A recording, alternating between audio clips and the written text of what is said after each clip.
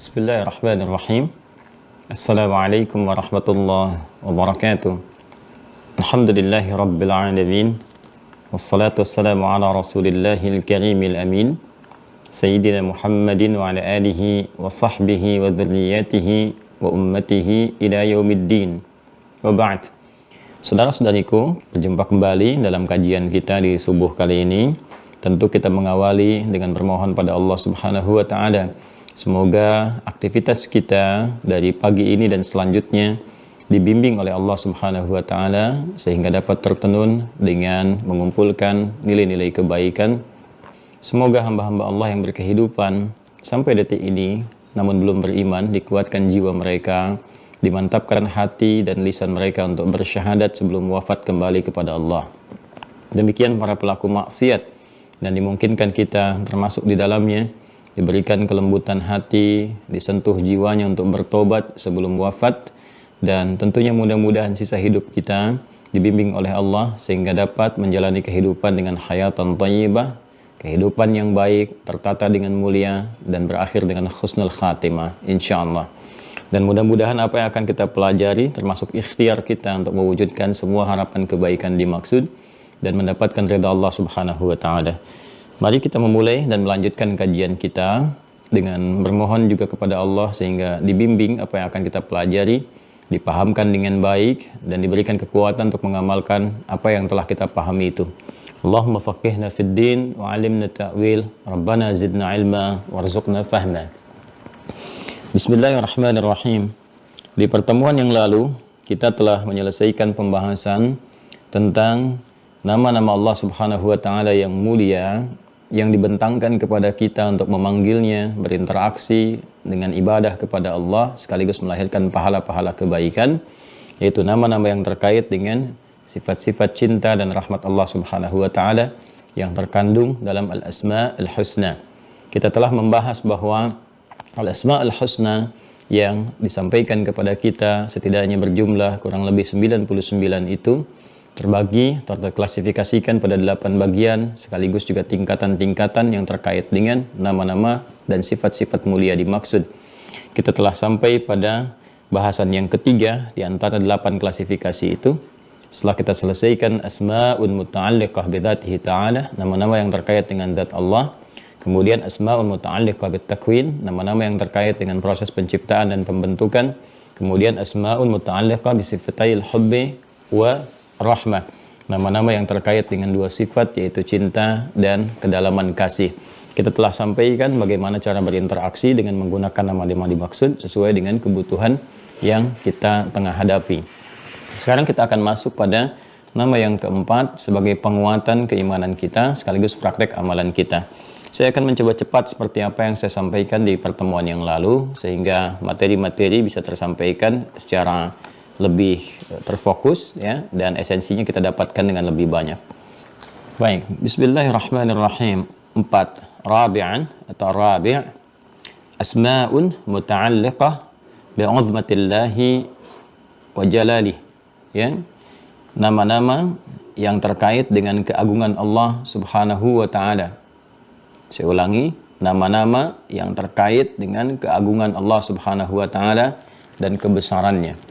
Ya, wahia dan nama-nama dimaksud adalah sebagai berikut. Perhatikan, kita baca Al-Azim, satu, Al-Azim. Yang kedua, Al-Aziz, kan? Yang ketiga, Al-Ali, kan? Yang keempat, Al-Muta'ali. Yang kelima, Al-Qawi. Yang keenam, Al-Qahhar. 7. Al-Jabbar. Selanjutnya 8. Al-Mutakabbir. 9. Al-Kabir. 10. Al-Karim. 11. Al-Hamid. 12. Al-Majid. 13. Al-Matin. Selanjutnya Al-Zahir. 15. Dzul Jalali wal Ikram. Saya ulang ya. Al-Azim, Al-Aziz, Al-Ali, Al-Muta'ali, Al-Qawi, Al-Qahhar, Al-Jabbar, Al-Mutakabbir, Al-Kabir, Al-Karim, Al-Hamid, Al-Majid, Al-Matin, Al-Zahir, Dzul Jalali wal Ikram. Jelas ya? Baik. Sekarang kita coba akan tampilkan dulu teman-teman sekalian pendalaman makna yang dimaksudkan sehingga nanti kita bisa menempatkan sesuai dengan makna-makna yang terkait dengan kebutuhan-kebutuhan atau persoalan-persoalan yang kita alami. Baik. Di sini asmaul muta'alliqah bi 'azmatihi ta'ala wa jalalih, ya. Nama-nama yang terkait dengan keagungan, ya. Ada nama-nama yang terkait dengan al-'azma, ya, wal jalal.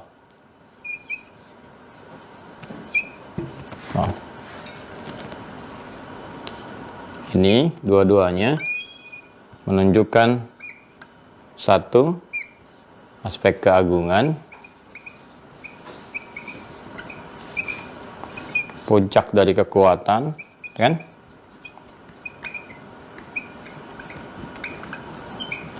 Segala yang terkait dengan kebesaran, ya, dengan kebesaran, ya, kemegahan dan turunan-turunan lainnya, ya. Jadi semua aspek-aspek yang terkait dengan keagungan, puncak kekuatan yang maha segalanya, gitu kan, hal yang terkait dengan kebesaran dan lain-lain sebagainya. Nah, ini terwakili nanti nama-namanya terkait dengan sifat uzmah wal jalal. Ini kaitan dengan praktek kehidupan yang kita alami dan persoalan-persoalan yang menjadi tantangan kehidupan kita yang kita hadapi, sehingga dengan itu kita secara fitrah ingin bermohon kepada Allah Subhanahu wa taala, kan, dengan menyebut nama Allah terkait dengan aspek-aspek ini. Ya, apa di antara turunannya? Misal, ya, kalau kita melihat keagungan, dengan kekuatan, segala kebesaran, tentu kan ini terkait erat dengan aspek perlindungan, kan? Perlindungan. Perlindungan. Pertolongan. Kan?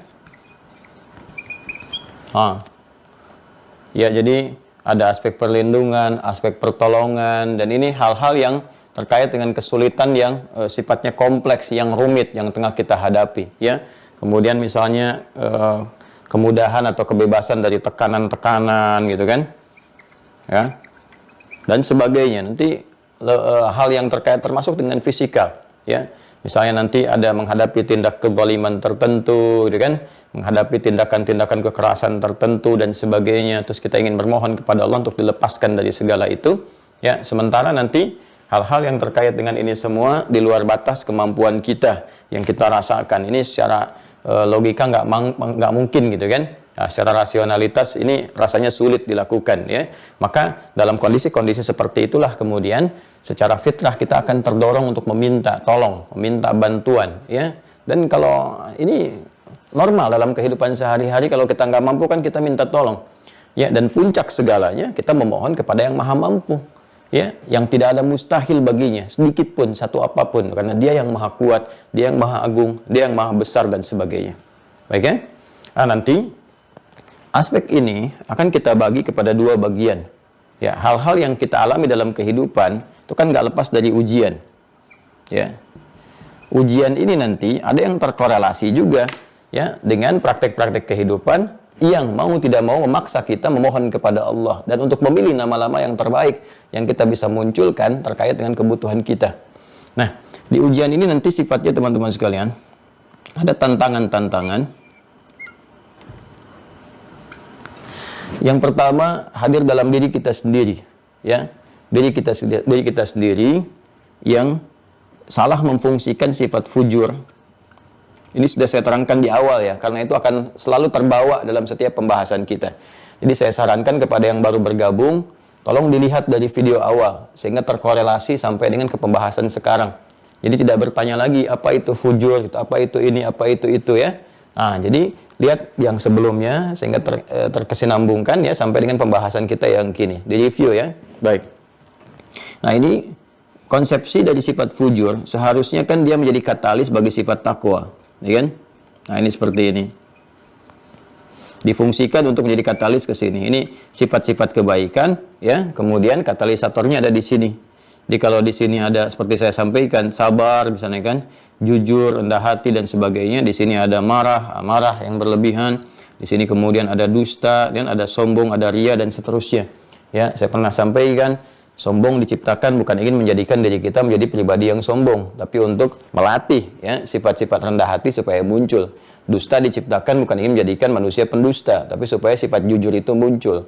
Seperti marah diciptakan bukan ingin menjadikan kita pemarah, supaya kesabaran itu terlatih, sehingga melahirkan kualitas dalam kehidupan, mudah menjalani setiap tantangan. Jadi kalau sifat-sifat yang baik ini sudah terukur ya teman-teman sekalian, kemudian selain itu terlatih sehingga muncul, terbiasa dengan tempaan-tempaan, itu apapun yang dialami semua ringan saja ya, semua ringan. Tinggal nanti puncaknya pada dua bagian, antara syukur dan sabar gitu kan. Ketika mendapatkan nikmat gak berlebihan kita bersyukur, makanya nanti ada Dzul Jalali wal Ikram di surah Ar-Rahman itu kan syukur-syukur terus tuh, fabi ayyi ala'i rabbikuma tukadziban, fabi ayyi ala'i rabbikuma tukadziban, tapi di ujungnya ditutup dengan apa? Tabarakta ya Dzul Jalali wal Ikram, gitu kan? Ya, sama ketika kita berdoa setelah sholat pun kan, dalam zikir kita, Allahumma antas salam wa minkas salam, ya, tabarakta ya dzal jalali wal ikram. Kalau mau kita gabungkan dengan doa, ya, kita bisa katakan Allahumma antas salam wa minkas salam, ya wa ilaika ya'udus salam, hina rabbana bis salam wa adkhilnal jannata darus salam, tabarakta ya dzal jalali wal ikram. Kan yang terakhir tadi kita baca, ya, dzal jalali wal ikram kan? Baik, ini nanti ada hal-hal yang terkait dengan aspek positif, nanti yang kedua yang kita akan bahas. Nanti saya tunjukkan, yang kedua kita munculkan. Nah, jadi konsepnya seperti itu.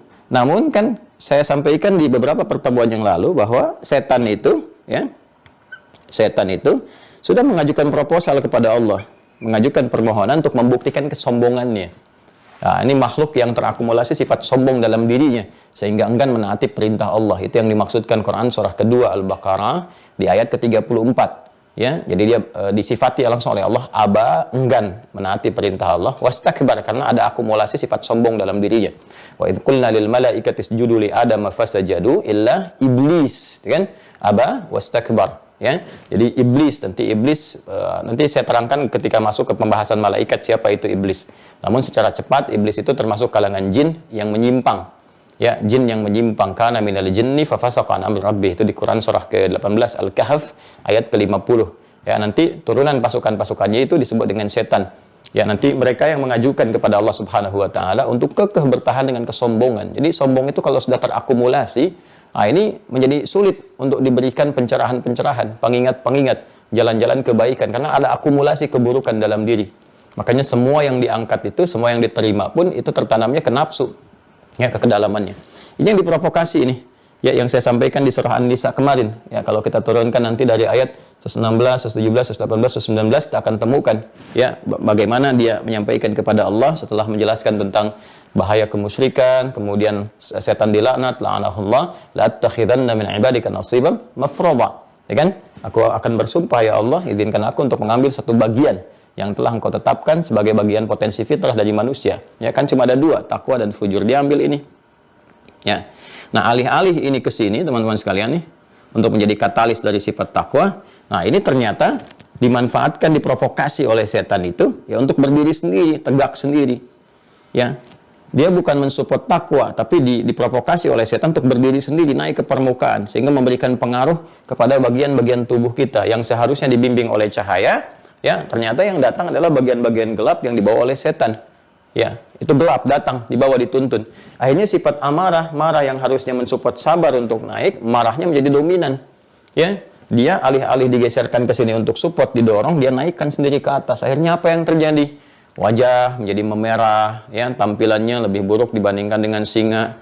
Singa aja masih senang orang ngelihat di kebun binatang gitu kan. Nah, ini lihat orang marah berlebihan lebih daripada singa, orang bisa ketakutan. Ya, anak-anak melihat singa malah senang-senang. Kok lihat bapaknya marah-marah bisa lari, bisa nangis gitu kan. Ini kan artinya ada wajah yang seharusnya tidak sesuai gitu. Kemudian tangan bisa memukul, kaki menendang, tampilan kasar, mulut meracau dan sebagainya. Ini dari sini sumbernya. Masuk. Nah, ini kan dahsyat karena nggak nampak dan dia halus sekali. Ya, halus sekali. Sesuatu yang halus dibisikkan sampai kita kadang-kadang tidak menyadarinya. Kalau nggak kuat, ya, nggak kuat sinyal takwa kita, cahaya kita nggak terlampau terang, sehingga tidak menutupi kegelapan-kegelapan yang dibawa oleh setan itu. Nah, yang jadi persoalan halus, gitu kan? halus dalam, sesuatu yang halus, yang dalam, yang diresapkan itu disebut dengan waswas namanya. Waswas, waswasa yuwaswisu. Waswas, kan? Makanya di surah An-Nas itu kan kita berlindung kan kepada Allah ya, dengan diturunkan surah 114 ada kalimat waswas di situ. Ya qul a'udzu birabbin nas, malikin nas, ilahin nas, min syarril waswasil khannas. Itu kan waswasa yuwaswisu min syarril waswasil waswas ya, khannas. Da alif jadi sini kalau kita ingin masukkan ke isim atau ke masdarnya. Ya, dari syarri ini kan disebutkan yang terburuk gitu. Syarri itu sesuatu yang sangat buruk. Min syarril waswasil khannas, sesuatu yang sangat buruk. Jadi memang yang dibisikkan setan nggak ada baik-baiknya. Ya, nggak ada baik-baiknya, semuanya buruk. Ya meskipun awalnya kelihatan baik, kesannya tetap buruk. Ya, ayo gitu kan ke masjid, sekali-kali sodako tunjukkan pada orang gitu kan. Datang Anda bawa uang misalnya ya $100.000 yang untuk sodako ke masjid, jarang-jarang gitu kan datang ke situ, tapi ke DKM sampaikan. Orang-orang kan belum tentu tahu Anda dari dulu itu sebetulnya orang baik. Umumkan, itu semua dari Anda, atasi semua oleh Anda. Kalau bisa di-live-kan sehingga se-Indonesia dan sedunia tahu. Nah itu kan, ujung itu halus tuh. Tapi begitu disampaikan, habis amalan semua.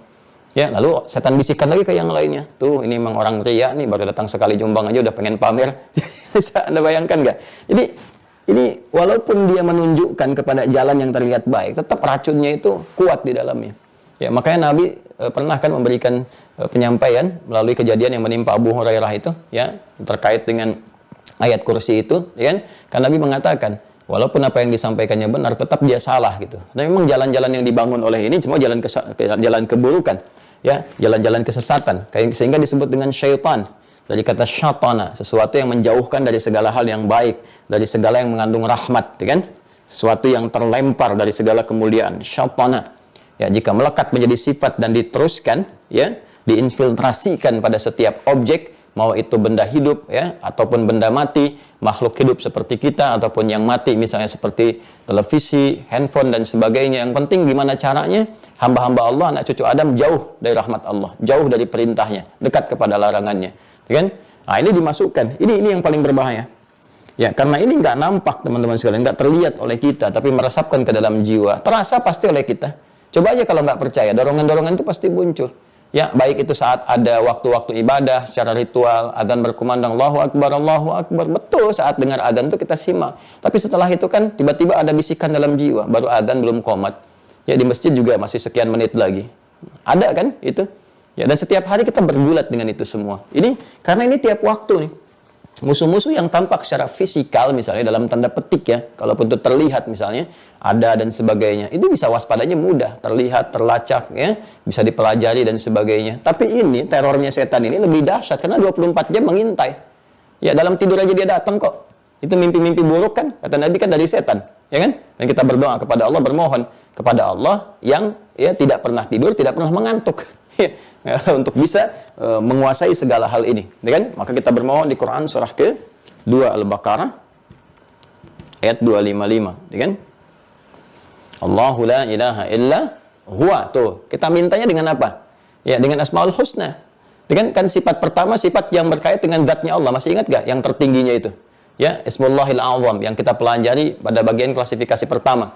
Nama Allah yang pertama yang saat dimintakan kepadanya sulit untuk ditolak kalau permohonan kita disampaikan dengan cara yang benar. Ya, Allahu la ilaha illa huwa al-hayyu al-qayyum. Ya kan? Allahu la ilaha illa huwa al-hayyu al-qayyum. Coba lihat kan kita sudah pelajari kemarin tuh. Jadi kalau kita memintanya dengan cara yang benar, ya, dengan Asmaul Husna, dengan cara yang benar, nama yang terdahsyat, yang tertinggi, datang itu. Ya, la ta'khudhu sinatun wala naum. Itu sifat-sifat Allah Subhanahu wa taala. Nah, kenapa itu dipanjatkan kepada Allah, dimohonkan kepada Allah dengan kedahsyatannya? Karena kita sedang berhadapan dengan ya satu musuh yang paling dahsyat, 24 jam mengintai, dan dia mengaktifkan satu sinyal dalam tubuh kita, potensi yang seharusnya menjadi katalis, mensupport kebaikan, diarahkan berdiri sendiri untuk menghadirkan keburukan. Sehingga dia melewati jalur nafas. Di nafas ini yang kita sebut dengan nafsu. Ya, nafas. Awalnya kan netral, ada takwa, ada fujur. Tapi kalau ini dijadikan mandiri, ya. Wa qad khaba man dassaha, itu kan di surat Asy-Syams itu, kan?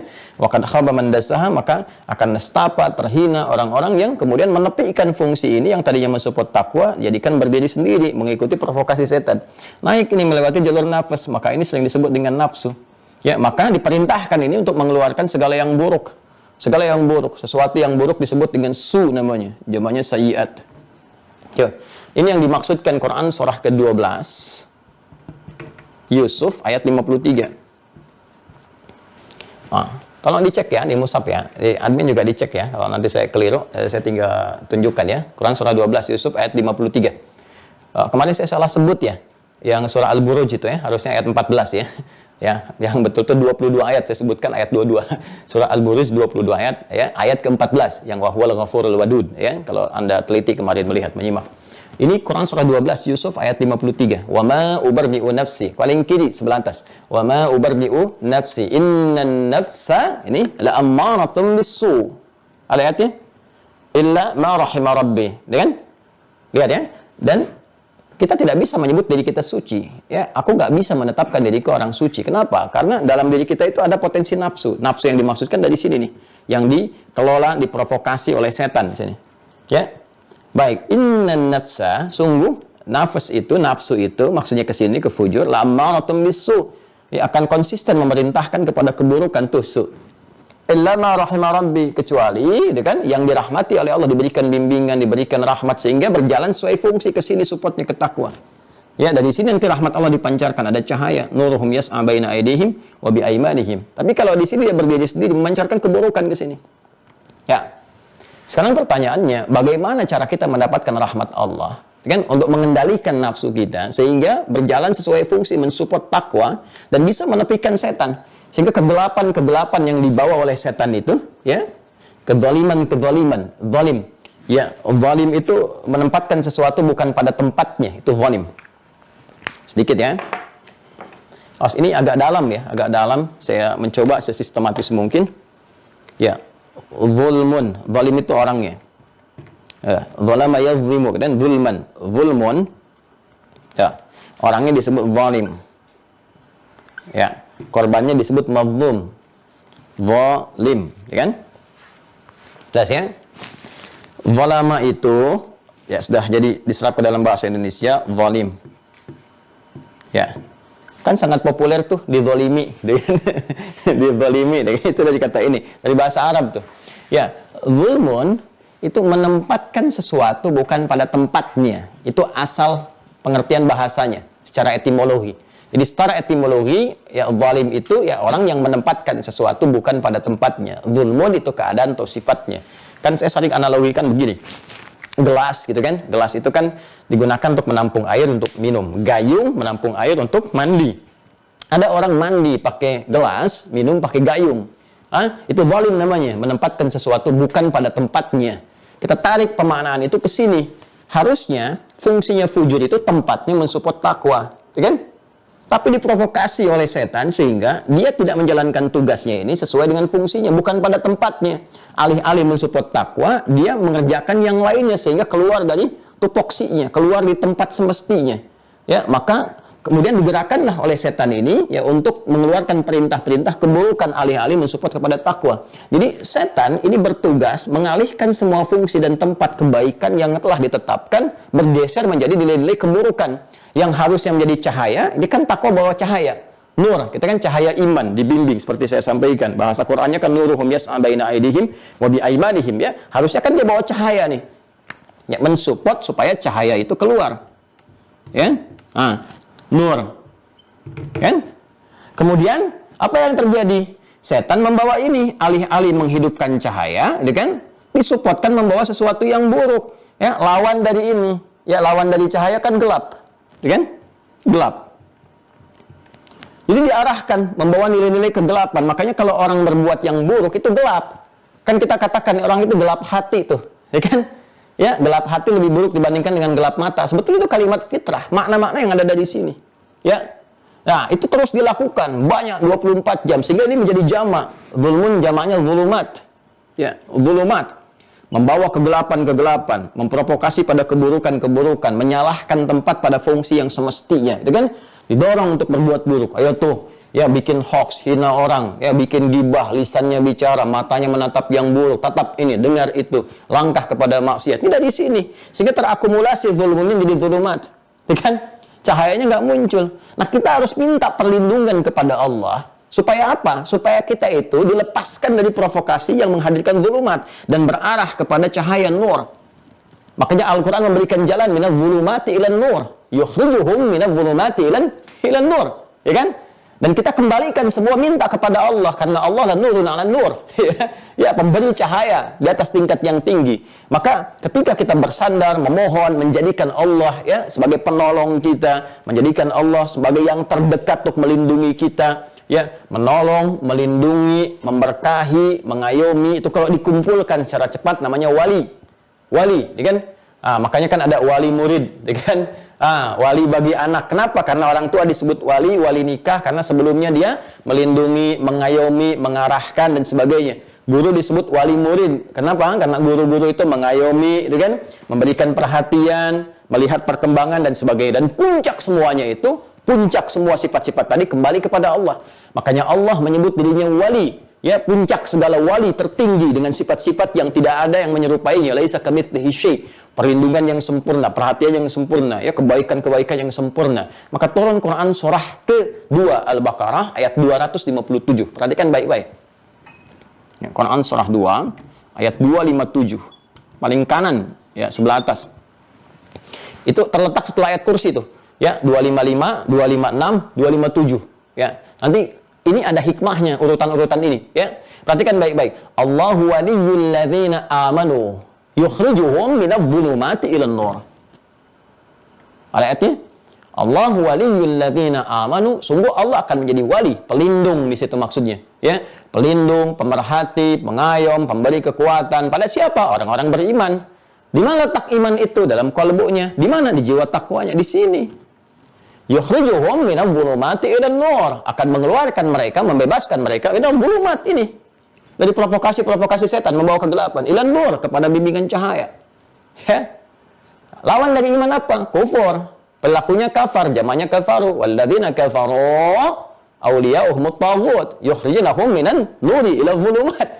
Ya, taghut itu sifat isim fa'il dari sifat dari keadaan tagha. Tagha itu penyimpangan-penyimpangan. Bila melekat pada satu objek tertentu sehingga menjadi subjek pelaku, jadi taghin, jamaknya disebut dengan taghut. Dan puncak taghut yang terbesar itu provokasi setan, karena dia menyimpangkan. Taghut itu kan menyimpang dari keadaan yang benar. Ya, Fir'aun itu ketika menjabat punya kedudukan, dia menyelewengkan kedudukannya sehingga bertindak zalim ini. Ya, menyimpang dari kedudukan. Maka disebut idhab ila fir'auna innahu tagha. Ya kan? Idhab ila fir'auna innahu tagha. Jadi penyimpangan dari sesuatu, tagha. Ya, melekat pada pelaku, pelaku disebut taghin, jamaknya disebut taghut. Ya, taghut itu provokasi asalnya dari setan yang menyebabkan seseorang menyimpang dari kebenaran-kebenaran, dari kebaikan-kebaikan. Puncaknya di sini. Ya. Apa yang dikerjakan di situ? Mengeluarkan mereka dari cahaya kepada ini. Jadi setan fungsinya ini, melepaskan manusia dari sini yang memunculkan zulumat. Kita mesti mohon pada Allah, minta perlindungan. Ya, caranya bagaimana? Ya, ini salah satunya. Kita berdoa, sebut namanya. Sebut namanya. Karena itu kita ingin menghadirkan satu sifat yang tertinggi, yang terdahsyat, karena ini 24 jam berpotensi memengaruhi setiap titik kehidupan kita, nafas kehidupan kita, maka kita pun mohon kepada Allah, minta. Dan dilatih ini paling sedikit 5 kali dalam sehari lewat sholat kita ketika terhubung dengan Allah. Ya, apa diantara yang kita mohonkan? Ya ini, nama-nama keagungan ini. Al-Uzma. Ya, Al-Uzma, nama Allah yang terkait dengan uzma, keagungan, kekuatan, segala yang terkait dengan kebesaran, segala hal yang maha segalanya. Ya, kalau sudah ini muncul, yang lain habis semua. Ya, maka kita keluarkan di antara namanya Al-Azim, Al-Aliyul Azim. Oh. Ya. Baik. Anda kalau meminta perlindungan kepada Allah, gitu kan? Ya kan? Ya. Dari godaan setan nih, provokasi setan yang terlempar, ya, yang terlempar dari rahmat Allah, ya, dilempar jauh sehingga dalam bahasa mudah dipahami terkutuk, gitu kan? Terkutuk itu kan terlempar dari kebaikan sehingga yang ada itu buruk semua. Itu dalam bahasa Arab disebut dengan rajim. Rajim bermakna marjum. Ya. Kan Anda bacakan apa? A'udzubillah minasyaitonir rajim. Ya? Ya, a'udzubillahi minasyaitonir rajim. Kita bacakan untuk memohon kepada Allah supaya dengan kita dilindungi dari keburukan-keburukan yang dihadirkan oleh setan. Ya kan? Nah, ini yang terlempar dari keburukan-keburukan. Maka kita meminta dengan nama keagungannya. Al-Azim, Al-Ali, Al-Muta'alli, Al-Muta'ali, dan turunan-turunan yang lain tadi yang kita sebutkan. Ya, so kita katakan Allahul ya Allah ya Al-Azim. Gitu kan? Ya Allah ya Al-Azim. Ya Allah ya Al-Azim. Ya Allah ya Al-Azim. Nah, ini. Ya, kita bisa hadirkan ini untuk memohon kepada Allah supaya dihadirkan kekuatan-kekuatan untuk mengendalikan keadaan nafsu kita. Kita bisa gunakan ini. Ya. Atau kita katakan misalnya seperti nama-nama yang dibentangkan di sini yang ditampilkan. Ya, ini yang pertama menggunakan kata azim karena yang terkait dengan kata uzmah langsung. Uzmah itu keagungan, sifat Allah yang terkait dengan segala keagungan, mencakup segalanya, kebesaran dan kekuatan. Nah, ini yang pertama kita keluarkan dari dua hal yang kita hadapi adalah provokasi setan yang 24 jam mengintai, itu menggerakkan nafsu. Kalau kita bisa kelola dengan baik, semua hal yang terkait dengan kehidupan kita bisa kemudian respon dengan cara-cara yang mulia. Tapi kalau nggak mampu mengendalikan itu jadi persoalan. Maka kita mohon kepada Allah. Allahumma ya Allah innaka antal azim. Allahumma ya azim. Allahumma la ilaha illa anta ya Allah subhanaka inni kuntu minadh dhalimin. Kan? Allahumma ya arhamar rahimin. Allahumma ya waliyul ladzina amanu ya akhrijna minadh dhulumati ilan nur. Ya Allah, wahai wali bagi setiap orang-orang beriman. Ya Allah, dengan segala kebesaran-Mu, ya Allah, dengan segala keagungan-Mu, ya arhamar rahimin, anugerahkan cahaya ke dalam jiwa hamba ya Allah. Bebaskan hamba dari provokasi-provokasi setan, jauhkan hamba dari keburukan-keburukan sifat dan sikap. Minta. Ya, boleh kok kita panggil dengan panggilan ini, tapi harus ada dasar iman dalam jiwa. Karena kalimat ini dipancarkan dari keimanan. Waliyul ladzina amanu. Jadi kalau kita memohon dengan ketulusan jiwa kita, kebenaran hati kita, dan minta ini, saat ada godaan-godaan itu. Minta dengan segala keagungannya. Nah, ini kalau mengalami gejolak-gejolak tadi, ya baik itu terkait dengan ibadah, misal saat kita sedang sudah ada panggilan, sholat dan sebagainya, kok hati kita ini kontrolnya belum stabil nih. Masih ada yang lihat sinetron, tuh kan? Ya, masih ada misalnya yang sibuk dengan pekerjaan, padahal mudah bagi Allah mewafatkan dia saat sedang beraktivitas itu. Pekerjaan yang tidak ditoleransi oleh syariat untuk tertunda. Ya, kalau ditoleransi bisa diteruskan dan itu ada solusinya, selalu ada solusinya. Ya, baik. Ini hal yang kita bisa hadirkan. Al-Aziz, ya, Al-Ali, Al-Muta'ali, Al-Qawi, Al-Qahar, dan turunan yang lainnya. Jadi ini puncaknya nanti kita bisa sebutkan dengan ini. Kata azim di sini. Ya, Al-Azim, Al-Aziz, dan hal-hal yang lainnya yang kita bisa hadirkan. Ini yang pertama. Jadi nanti kalau sedang ada gejolak, menghadapi godaan-godaan, kegelisahan-kegelisahan, susah tidur, ya, susah tidur, itu boleh. Anda mohon kepada Allah. Kan yang ganggu setan itu. Ya, bukan sekedar kita lelah dan sebagainya, atau misalnya pusing urusan-urusan kehidupan, nanti ada zikir-zikir yang lain untuk menenangkan hati. Di antara yang terbaik adalah Al-Quran. Ya, kalau sedang pusing, pekerjaan misalnya macam-macam, pikiran, kan? Yang sekiranya ada rumit dengan pekerjaan dunia tertentu, misalnya sulit tidur dan sebagainya, Anda bisa berwudu, kemudian setelah itu sholat, setelah itu baca Quran. Baca Quran aja. Ya, baca Quran. Terus gitu ya, nggak pusing aja baca Quran, ngantuk kok. Karena setannya datang, nggak pusing aja ngantuk gitu kan. Setannya hadir di situ karena ini ada provokasi. Baca. Ya, sama kalau kita sedang gelisah, sulit, atau anak-anak misalnya, ya kadang anak-anak sulit tidur atau bagaimana gitu. Nah, itu sudah suruh berbaring, meremkan dulu, ya, pokoknya tutup matanya, kita pegang kepalanya, gitu kan? Bacakan ayat-ayat yang terkait dengan keagungan Allah, kedahsyatan Allah yang mengandung makna-makna tadi. Misalnya ayat kursi, gitu kan? Allahu la ilaha illa huwal hayyul qayyum la ta'khudhuhu sinatun wa la nawm, gitu kan? Dan seterusnya sampai ke bawahnya apa coba? Coba lihat ujung ayatnya. Wa huwal aliyyul azim. Coba lihat deh ayat kursinya. Gitu kan? Coba lihat ayat kursinya. Kan ditutup dengan kata ini, Al-Asmaul Husna. Jadi semua yang dibentangkan di awal itu menunjukkan keagungannya. Ya, jelas ya? Jadi ketika kita mohonkan kepada Allah, bisa langsung sebut namanya. Ya, saya nggak hafal Ustadz ayat kursinya gitu kan. Kalau ada setannya, saya memang melempar dengan kursinya sekalian aja gitu.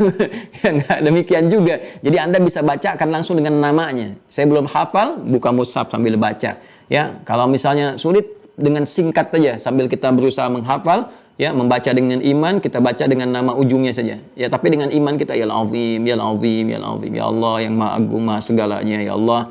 Kan berikan kekuatan kepada anak hamba, ya Allah, untuk tenang, untuk nyaman, untuk tidur dengan enak. Minta sama Allah. Ya Allah, Engkau titipkan dia kepada aku untuk merawatnya, memberikan ketenangan kepadanya dengan izin-Mu. Maka mohon, ya Allah, dengan segala janji dan kebesaran-Mu, ya Allah, berikan kekuatan kepadanya untuk beristirahat, untuk baik dan sebagainya. Enak. Minta, sampai kemudian dia beristirahat. Ya, kalau kita belum misalnya menghafal dan lain sebagainya, kita bisa putarkan murattal, kita bacakan di situ. Nanti salah satunya tadi di Quran surah ke-2 Al-Baqarah ayat 255 yang ditutup dengan nama yang sama, yaitu nama yang terkait dengan keagungan kebesaran Allah Subhanahu wa taala. Ya, yang kedua, ini gangguannya datang secara eksternal. Ya, di luar kita nih. Kalau tadi kan dalam diri kita nih ya, diprovokasi oleh setan, bersumber pada diri kita sendiri. Ayat-ayatnya sudah saya bacakan, kemudian juga sifatnya sudah saya terangkan. Nah, ini kita bisa meminta kepada Allah Subhanahu wa taala dengan menyebut namanya. Ya, misal ada yang mengintimidasi, ada yang mengganggu, ada yang mengancam, kan? Ingin menyingkirkan, menyungkurkan dan aspek-aspek yang lainnya. Anda bisa mohonkan kepada Allah, meminta dengan nama yang terkait dengan keagungan dan kebesaran yang mengandung perlindungan. Ya. Misal apa di antaranya? Yal Qahar. Ya, Yal Qahar, yang maha dahsyat kuasanya, menguasai segala hal. Yal Jabbar. Ya, Yal Jabbar, yang menggenggam segala kekuatan, gitu kan? Segala kemuliaan dan kebesaran-kebesaran. Al-Qawi, yang semua kekuatan itu ada pada puncaknya, gitu kan? Ada pada Allah Subhanahu wa taala. Jadi Anda bisa mohonkan kepada Allah Subhanahu wa taala dengan langsung menyebutkan, misalnya Anda gabungkan tiga-tiganya boleh. Allahumma yal qawiyul qahharul jabbar. Ya Allah, yang memegang segala kekuatan, ya Allah, menggenggam segala kemuliaan, kebesaran, keagungan, yang menguasai segala hal, ya Allah, yang bisa menaklukkan apapun yang Kau kehendaki, gitu kan? Yang bisa menghancurkan apapun yang Kau inginkan. Hamba mohon, ya Allah, dengan segala kekuatan kebesaran-Mu, hamba sedang terzalimi, ya Allah, dan Kau maha tahu dengan kezaliman ini. Hamba ingin menegakkan kebenaran, kebaikan. Namun mereka melakukan ini, ya Allah. Mereka ingin begini, ya Allah. Hamba ingin jujur di perusahaan, tapi hamba ditekan begini, ya Allah. Hamba ingin jujur di pekerjaan, ya Allah, tapi hamba kemudian diganggu begini, ya Allah. Dan hamba nggak punya kuasa melebihi batas yang bisa hamba kemudian lakukan, ya. Anda bisa mohon kepada Allah dengan kalimat-kalimat kita sebut nama Allah. Allahumma yal qahhar, yal jabbar, yal qawi, kan? Minta, terus zikirkan sampai ada kelapangan di jiwa kita. Ya, jadi bukan sekali minta, enggak. Sampai iman kita itu ada getaran di jiwa kita, merasakan ketenangan. Ya, makanya kita dilatih 33 itu bukan formalitas menyebutkan 33 pasca sholat. Subhanallah, subhanallah, subhanallah. Bukan begitu caranya.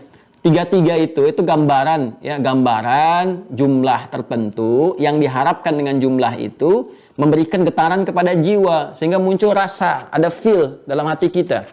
Jadi bukan sekedar subhanallah, subhanallah, subhanallah, subhanallah, subhanallah, subhanallah, alhamdulillah, alhamdulillah. Tidak. Yang dimaksud itu getaran.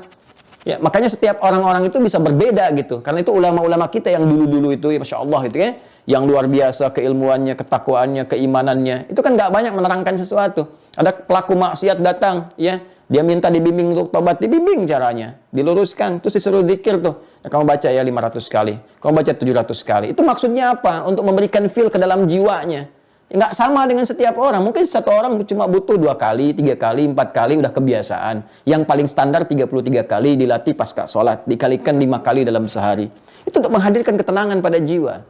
Ada dampak nggak? Makanya nggak boleh sekedar kita baca. Yang dimaksud nggak boleh ini maksudnya bukan berarti terlarang, tidak. Tapi supaya manfaatnya ada. Ya, Anda silahkan saja kalau mau baca juga. Subhanallah, alhamdulillah, Allahu Akbar. Ya, dapat pahala, alhamdulillah. Tapi feedback untuk kebutuhan kehidupan kita nggak merasakan itu. Makanya dibacakan sampai jiwa kita tuh merasa ada getaran, ketenangan. Ya, sampai ada ketenangan dalam jiwa kita. Allahumma yal jabbar, yal qahhar, yal qawi. Allahumma yal qawi, yal qawi, yal qawi. Tuh, sampai kita merasakan ada nyaman, baru minta tuh. Ya. Nah, itu yang dimaksudkan. Ya, kitanya minta, kita masih gelisah, belum yakin, belum tenang, minta. Ya, sama aja Anda mau minta pada misalnya kolega kita, orang tua kita, atau misalnya pimpinan kita minta sesuatu tapi nggak serius, nggak berasal dari jiwa. Ya, cuma nyantai begitu saja gitu kan, tidak mendapatkan tanggapan yang serius juga. Ya kan? Tapi kalau kita bicara dengan sungguh-sungguh, dengan serius, ya kan? Sedangkan Allah laisa kamitslihi syai', enggak ada yang serupa dengannya. Allah Maha Perasa, Maha Lembut, Maha memperhatikan. Kalau kita betul-betul serius dengan bermohon, akan diberikan. bimbingan, tuntunan, datang ke masjid, zikir, mohon, minta. Nanti Allah kasih solusi, kasih jalan, bahkan min haitsu la yahtasib. Ya, dari sisi yang tidak kita duga. Ya. Jelas ya? Silahkan sesuai dengan fungsinya kita hadirkan. Ya.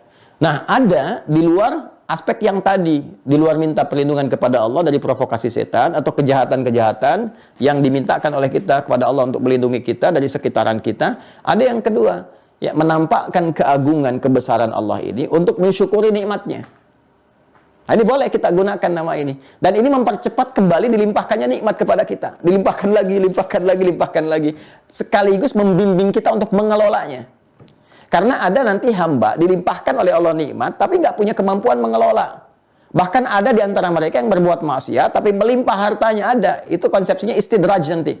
Sanastadrijuhum min haitsu la ya'lamun. Jadi dia merasakan bertambah nikmat, tapi tak sadar sebetulnya tambahan itu bukan untuk nikmat baginya. Ya, tapi mensupport maksiatnya karena perilaku dia sendiri. Kan hukum Allah ciptakan. Kalau kamu begini, nanti hasilnya begini. Dia mengerjakan itu terus, ya, sehingga ada tambahan-tambahan, terlihat bertambah seperti dia, nambah harta, tapi dia nggak merasakan manfaat. Dengan harta itu kok malah banyak maksiat, banyak pamer, banyak ria, berbuat maksiat, banyak tipu-tipu, korupsi lagi, itu lagi. Ini menunjukkan istidraj ada di situ. Hartanya nggak berkah. Ya, orang berkah itu ya 100.000 juga manfaatnya banyak untuk dirinya, bisa berbagi, bisa bertahan, hidupnya tenang, bisa enak gitu. Itu tanda keberkahan. Ya. Tapi ada bagian-bagian tertentu ketika kita mendapatkan satu pertambahan nilai, tambahan nikmat, ada yang materi sifatnya, ada yang keturunan, ada yang ketenangan, ada yang macam-macam, gitu kan? Nah, kemudian Allah berikan kepada kita kemampuan untuk mengelola. Ya, makanya kita lihat tipikal seperti Utsman bin Affan radhiyallahu taala anhu, Abdurrahman bin Auf, gitu kan? Sahabat-sahabat yang lain, hartanya bertambah tapi pandai mengelola sehingga jadi pahala. Kok bisa kaya, kebangetan kayanya? Kan kaya itu seperti saya sampaikan ada 3 tingkatan kan? Kaya banget, kebangetan kayanya gitu, tingkat tertinggi. Ini kebangetan kayanya, tapi kok bisa masuk surga tanpa hisab? Ya, bisa masuk surga tanpa hisab. Kerjaannya kan tiap hari itu apa? Ya, berbagi. Malamnya tahajud sampai hatam Quran. Lihat kitabnya Al-Imam An-Nawawi itu yang At-Tibyan fi Adab Hamalatil Quran. Kan disebutkan bagaimana mereka itu menyenangi kehidupan malam mereka untuk terkoneksi dengan Allah. Jadi kehidupan malam yang tidak liar, bukan datang ke tempat-tempat maksiat yang jauh dari ketetapan Allah. Dia datang ke tempat-tempat yang menghubungkan jiwanya dengan Allah. Sehingga dia bisa lakukan ya. Mereka bisa menghayati, menikmati ibadahnya itu sampai khatam Al-Quran itu. Ya, kita jangan bandingkan diri kita kok bisa ya semalam khatam Al-Quran. Ya, berbeda dimensi takwanya. Ya, gimana bacanya? Allah mudah memberikan kepada mereka keberkahan-keberkahan waktu sehingga menikmati ibadah sesuai dengan keadaan yang Allah tetapkan. Ya, kalau semua hamba sudah terhubung dengan baik kepada Allah, ya jangan dihubungkan dengan yang belum baik atau dengan yang belum maksimal. Jadi harus apple to apple. Ya masa bandingkan Utsman bin Affan dengan Adi Hidayat, ya levelnya jauh gitu. Jauh. Jadi jangan dibandingkan keadaan kita sekarang untuk menilai sesuatu yang lalu gitu ya. Jadi kecuali kalau kita naikkan nanti kita akan merasakan keberkahan di waktu. Ya, kok bisa orang tidur 5 menit aja rasanya kok sampai dengan 2 jam, bisa bangun lagi, bisa tahajud lagi, ya. Ashabul Kahf 309 tahun, tapi rasanya baru tidur kemarin gitu ya. Mudah bagi Allah memberikan keberkahan itu. Ya, kalau sudah berkah itu semuanya nikmat. Semua nyaman. Nah, ini yang saya maksudkan. Jadi begitu kita mendapati pertambahan, terus kita bisa mengelola dengan izin Allah. Ah, ini untuk keluarga sudah ada, ini untuk infak, ini untuk ini gunakan ini. Kalau harta ya. Ya, kalau kedudukan bagaimana? Ya sama. Dia dinaikkan terus oleh Allah, naik. Tapi setiap dia naik jabatan, selalu membuat kebijakan itu yang menyenangkan. Yang menyenangkan, berkah, bermanfaat, baik. Kan jarang-jarang tuh yang begitu. Ya. Apa doanya? Ya kita bisa baca ini. Ya. Apa diantaranya? Ya kita mohonkan kepada Allah. Ya Aliyul Muta'ali. Ya Dzal Jalali wal Ikram.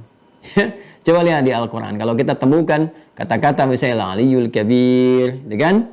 Ya. Kemudian apalagi misalnya Dzal Jalali wal Ikram. Apalagi puncaknya Dzal Jalali wal Ikram. Dzal Jalal wal Ikram. Jalal yang memiliki keagungan, ikram, memiliki kemuliaan, pemberian yang sangat mulia, gitu kan?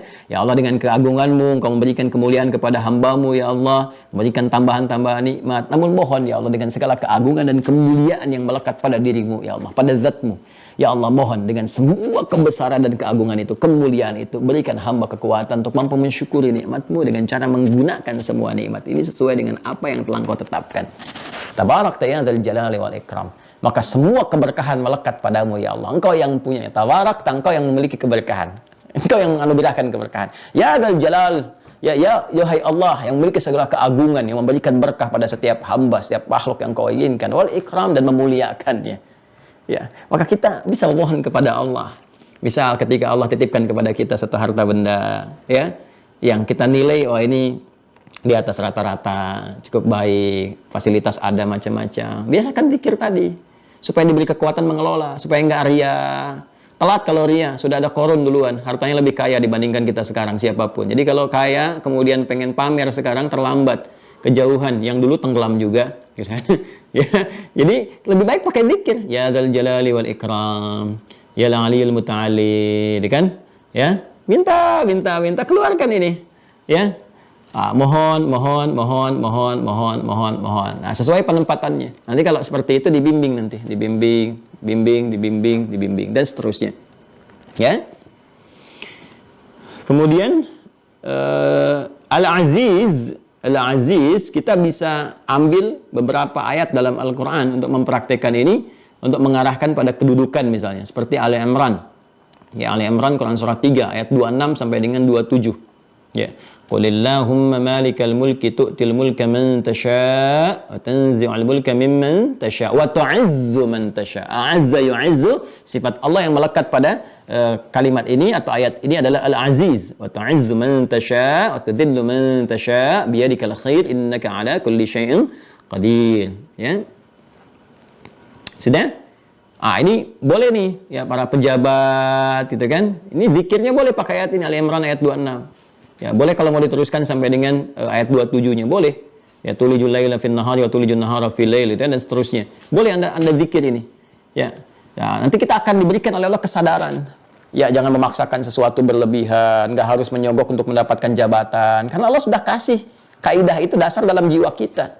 Qulillahumma malikal mulki tu'til mulka man tasha. Katakan semua kedudukan, semua jabatan itu Allah yang berkehendak untuk menetapkan. Ya, pada siapa yang dikehendaki? Ya, rumusnya bagaimana? Kalau Allah kemudian ingin memberikan aura-aura kebaikan sehingga menyebar luas, mendapatkan manfaat dari sosok pemimpin yang baik, yang punya jabatan yang baik dalam level apapun itu, ya. Baik di rumah tangga, kan pemimpin juga, di pekerjaan, di perusahaan, di birokrasi, di lembaga, sampai pemimpin bangsa, negara, dan sebagainya. Ya, kalau Allah berkehendak nih ada kebaikan nih, kekurangannya yang ada sudah nih, tertutupi sebagian. Nanti akan diberikan ya ke amanah, ketetapan, kepercayaan, nanti akan menyebar kebaikan-kebaikan nih. Tapi kalau ada keburukan yang tersembunyi ya di sekitaran kita yang kurang bagus, yang kita nggak lihat ya, kadang-kadang ditampakkan nih. Nah ini munculkan dulu satu yang memang nggak kelihatan baiknya sekaligus, atau memang nggak kelihatan baik, supaya terlihat keburukan yang lainnya tampak di sekitaran kita. Nanti akan dihadirkan sosok yang lebih baik yang menutup semua itu. Ya kadang-kadang demikian. Ya ketika Anda bermohon, ya Allah, kenapa kok si fulan ya yang jadi direkturnya? Ya Allah, kenapa si fulan yang megang jabatannya dan sebagainya? Kelihatannya kok nggak bagus. Biasanya hikmahnya Allah ingin tampakkan keburukan yang lebih besar lagi, sehingga terlihat semua, bisa dievaluasi, sehingga muncullah yang lebih baik lagi menutup semua itu. Ya, cuma kita harus berusaha menjadi yang baik itu. Ya, masuk dalam golongan yang baik itu. Sehingga penyiapan-penyiapan, kebaikan-kebaikan melekat pada jiwa kita, dimanapun level kehidupan kita. Di rumah tangga, jadi suami yang baik, jadi istri yang baik. Di pekerjaan, kalau ada posisi yang bagus, diangkat jadi manajer, jadi direktur, jadi orang yang baik. Ya, nanti Allah akan tunjukkan zikirnya yang tadi. Ya, nanti kalau kita benar, ya benar dengan jabatan yang Allah amanahkan kepada kita, Allah akan angkat derajat kita dengan sifat apa? Al-Aziz. Ya, jadi kalau misalnya Anda mendapatkan kepercayaan jabatan apapun itu di level apapun, ya. Baik mau kedudukan di pemerintahan misalnya, ya, atau di bisnis, di macam-macam, Anda bisa pakai zikir ya Al-Aziz, ya Al-Aziz, ya Al-Aziz, tu'izzu man tasha, tu'izzu man tasha, tu'izzu man tasha. Ya, dengan sifat Allah yang melekat padanya Aziz, tu'izzu, mengangkat. Ya, jadi orang ini sejak masih menjabat pun diapresiasi. Oh, orang tuh senang, diangkat, diapresiasi. Setelah purna pensiun juga banyak orang-orang masih menyanjung dengan kadar yang telah Allah tetapkan. Dia masih rendah hati dengan baik. Setelah meninggal pun masih disebut-sebut. Ya, dan di akhirat pun luar biasa. Jadi saking diangkatnya oleh Allah, bahkan Nabi menyebutkan doanya pun itu terkabul. Anda bayangkan. Ya, thalathatun la turaddu da'watuhum. Ada 3 golongan yang bagi Allah cepat mengabulkan doa mereka. Yang pertama siapa? Al-imamul adil. Ya kan? Pemimpin yang adil. Bagaimana bisa adil itu? Bisa baik. Bagaimana bisa baik? bisa mulia itu memohon bimbingan kepada Allah. Apa zikirnya ini? Ya Aziz, ya Aziz, ya Aziz, tu'izzu man tasya. Kalau kita mau bacakan ayatnya, qulillahumma malikal mulki tu'til mulka man tasya wa tanzi'ul mulka mimman tasya. Kalau sadar dengan satu ini saja, ayat ini saja, demi Allah saya katakan, nggak ada orang berusaha nyogok. Karena Allah kalau nggak berkehendak nggak akan jadi juga. Nggak ada yang berusaha korupsi, nggak ada yang berusaha curang dan sebagainya. Kalau nggak jadi ya nggak jadi, gitu. Ini standar sebetulnya kalau kita pahami sebagai insan beriman ya. Kalau kita yakin kita beriman, toh meninggal juga.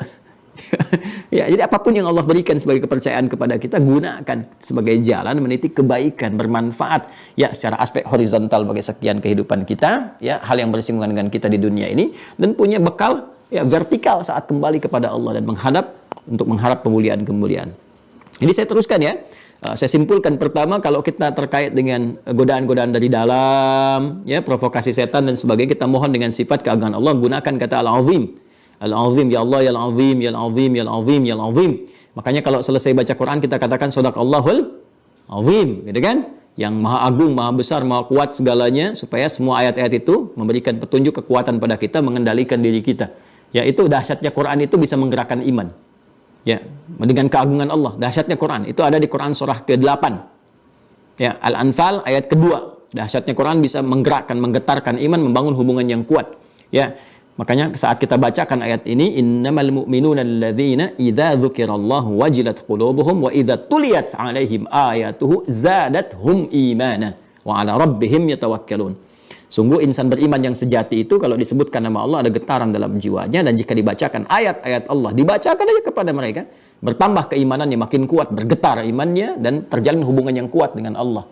Ya, makanya ketika ada getaran dalam jiwa, dikuatkan, ya, itu kalau sudah kuat, cahaya makin menguat. Kalau sudah cahaya makin menguat, kegelapan-kegelapan akan sirna. Makanya kalau rajin baca Quran, rajin baca Quran, rajin baca Quran, itu akan ada bimbingan cahaya. Nggak mungkin orang rajin baca Quran keluar kata-kata kotor. Nggak mungkin.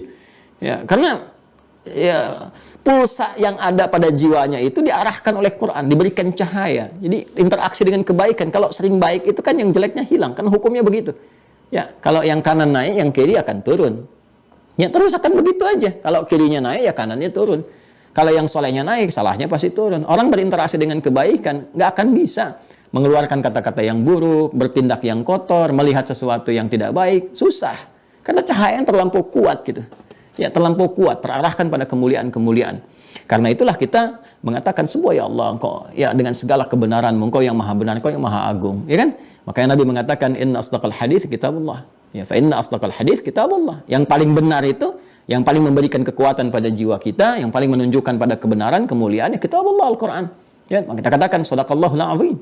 Maha benar Engkau ya Allah, dengan segala keagungan kebesaran-Mu kita bermohon pada Allah, bukan sekedar baca Quran, tapi dengan kalimat-kalimat itu kita berdoa, memberi kekuatan sehingga bisa mengendalikan nafsu. Ya, jadi kalau pengen rajin bisa mengendalikan nafsu, mengarahkan pada kebaikan, diantaranya rajin baca Quran, menghafal Quran dengan benar. Ya, dengan benar. Kalau salah menghafalnya nanti zalim juga. Karena ada penghafal Quran yang zalim itu ada. Wa minhum dzalimun li nafsi. Ya, itu ada di Quran surah ke-35 Fatir ayat 32 paling kiri sebelah atas. Tsumma awrafnal kitaba alladzina istafaina min ibadina faminhum zalimun li nafsihi wa minhum muqtasid wa minhum sabiqun bil khairat. Ya, biidznillah. Baik, ya. Jadi itu yang bisa kita tampilkan. Ya, tadi saya simpulkan ya, kalau pakai Al-Azim gunakan memohon kepada Allah untuk bisa mengendalikan nafsu kita, jiwa kita, menghindari provokasi setan. Ya, kemudian zikirnya bisa pakai ayat kursi atau rajin baca Quran. Ya, kemudian kalau kita ingin gunakan untuk terkait dengan sekitaran kita yang mengganggu dan sebagainya, kita bisa katakan ya Al-Qawi, ya Al-Qahhar, ya Al-Jabbar, itu kan.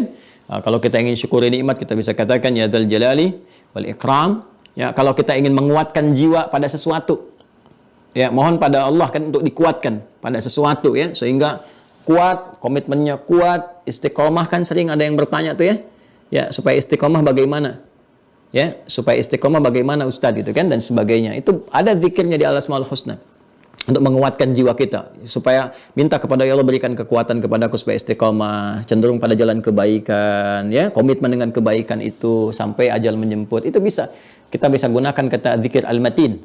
Ya, al-matin, al-matin, al-matin, sesuatu yang menguatkan, ya, mengencangkan sesuatu matin, kan? Nah, bisa pakai biasanya disambungkan dengan kata kuah. Ya qawi di sini, al-qawiyul matin, ya al-qawiyul matin, ya dzal quwwatil matin, ya. Kita bisa sambungkan dengan al-qawi dan al-matin. Ini bisa kita gabung-gabungkan. Ya, bisa kita gabung-gabungkan keterkaitannya. Ya, misalnya tadi yang mensyukuri nikmat kita katakan misalnya ya dzal jalali wal ikram, yal karim, yal karim, yal karimil hamidil majid, ya dzal jalali wal ikram. Oh, itu lebih dahsyat lagi. Ya. Demikian ya, nanti tinggal kita terapkan dalam kehidupan, apa yang kita rasakan, itu yang kita minta. Kalau sedang goyah, ya tadi, mintakan kepada Allah, itu kan. Allahumma ya zahirul matin, ya qawiyul matin, minta supaya kuatin lagi, Allah kuatin lagi, ya. Nah, itu untuk istiqamah dalam ibadah. 5, cepat ya, seperti saya janjikan. Nanti teman-teman tinggal bikin klasifikasi, nanti saya cek di ujian. Di ujian ya, besok tanya jawab dulu, besok pengayaan, nanti saya akan tanya, Anda kalau gelisah baca apa, zikirnya apa, ya kan? Nah, kalau sedang nafsunya ingin dikendalikan, bacanya apa, ya? Kalau sedang dapat harta, anugerah, atau dapat promosi jabatan, baca apa zikirnya, supaya bisa menata harta dan jabatan itu dengan baik, ya kan? Nah, nanti kita akan lihat, kalau ingin melembutkan sesuatu, baca apa, kalau anak pengen lembut, baca apa, nanti ya, nanti kita akan tanya jawab besok ya, saya bertanya, Anda menjawab. 5. Bismillahirrahmanirrahim. Khamisan, al-khamis. Asma'un muta'alliqa bi'ilmihi ta'ala. Asma'un muta'alliqa bi'ilmihi ta'ala. Wahia, nama-nama yang terkait dengan ilmunya Allah Subhanahu wa ta'ala yang maha meliputi dan maha luas. Ya. Sudah? Teruskan. Sudah? Ya, Al-Ali Al-Hakim. Nanti ada terkait ya. Jadi ini ada yang juga terkait dengan keagungan, ada yang masuk juga di bab keilmuan. Nanti kita akan lihat prakteknya seperti apa. Al-Ali, Al-Hakim, As-Sami', Al-Khabir, Al-Basir, Al-Syahid, Al-Raqib, Al-Batin, Al-Muhaimin. Ya, dilihat ya catatannya ya. Al-Ali, Al-Hakim, As-Sami', Al-Khabir, Al-Basir, Al-Syahid, Al-Raqib, Al-Batin, Al-Muhaimin. Tambahkan, ada yang belum masuk, Al-Alim. Al-Alim. Alim. Ya, pakai ya. Bukan pakai alif, alim bukan, tapi alim. Kalau sudah alim itu maha artinya.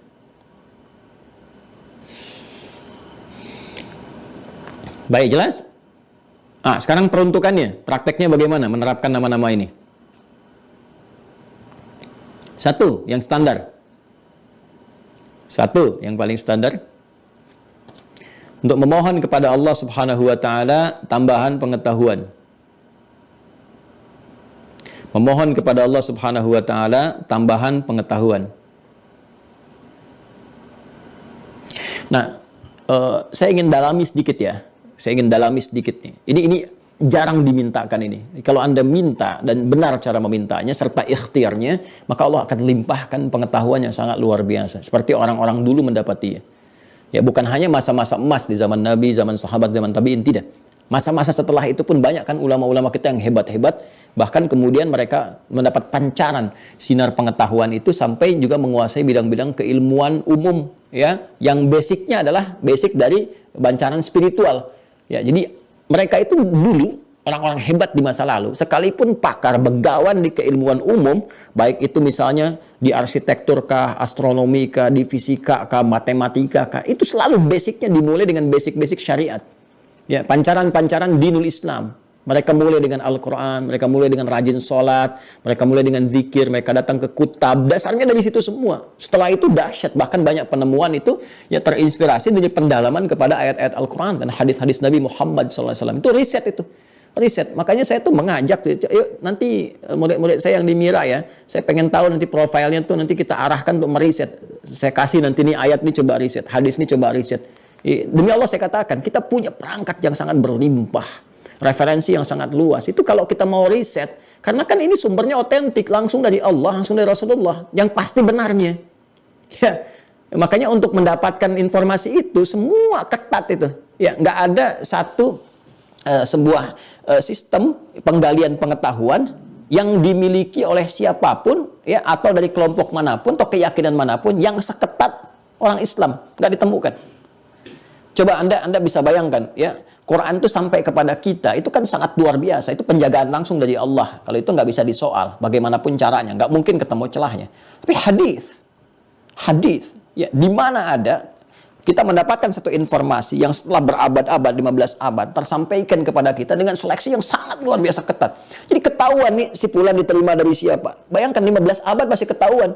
Dia dapat dari si fulan, sampai ke Nabi. Sampai kita terima pun masih ada transmisinya, disebut dengan sanad itu. Itu kan sangat luar biasa gitu. Itu nggak sembarangan teman-teman sekalian, ya. Dan bagaimana bisa punya kekuatan menghafal ribuan, ratusan ribu, jutaan, sampai bisa kemampuan menuliskan. Itu punya kemampuan menuliskan. Ada orang hafal nggak bisa nulis, ya. Dan jangan dibayangkan seperti sekarang ada apa namanya komputer, sebelumnya mesin tik, itu pakai tangan bisa nulis. Berjilid-jilid kitab itu, ya. Dari kadang satu pembahasan itu berapa jilid gitu. Ya, Sahih Al-Bukhari itu syarahnya berapa jilid. Yang Ibnu Hajar Al-Asqalani itu, ya, Fathul Bari itu berapa jilid. Belum kitab-kitab yang lain, itu baru satu aspek gitu. Itu sangat luar biasa.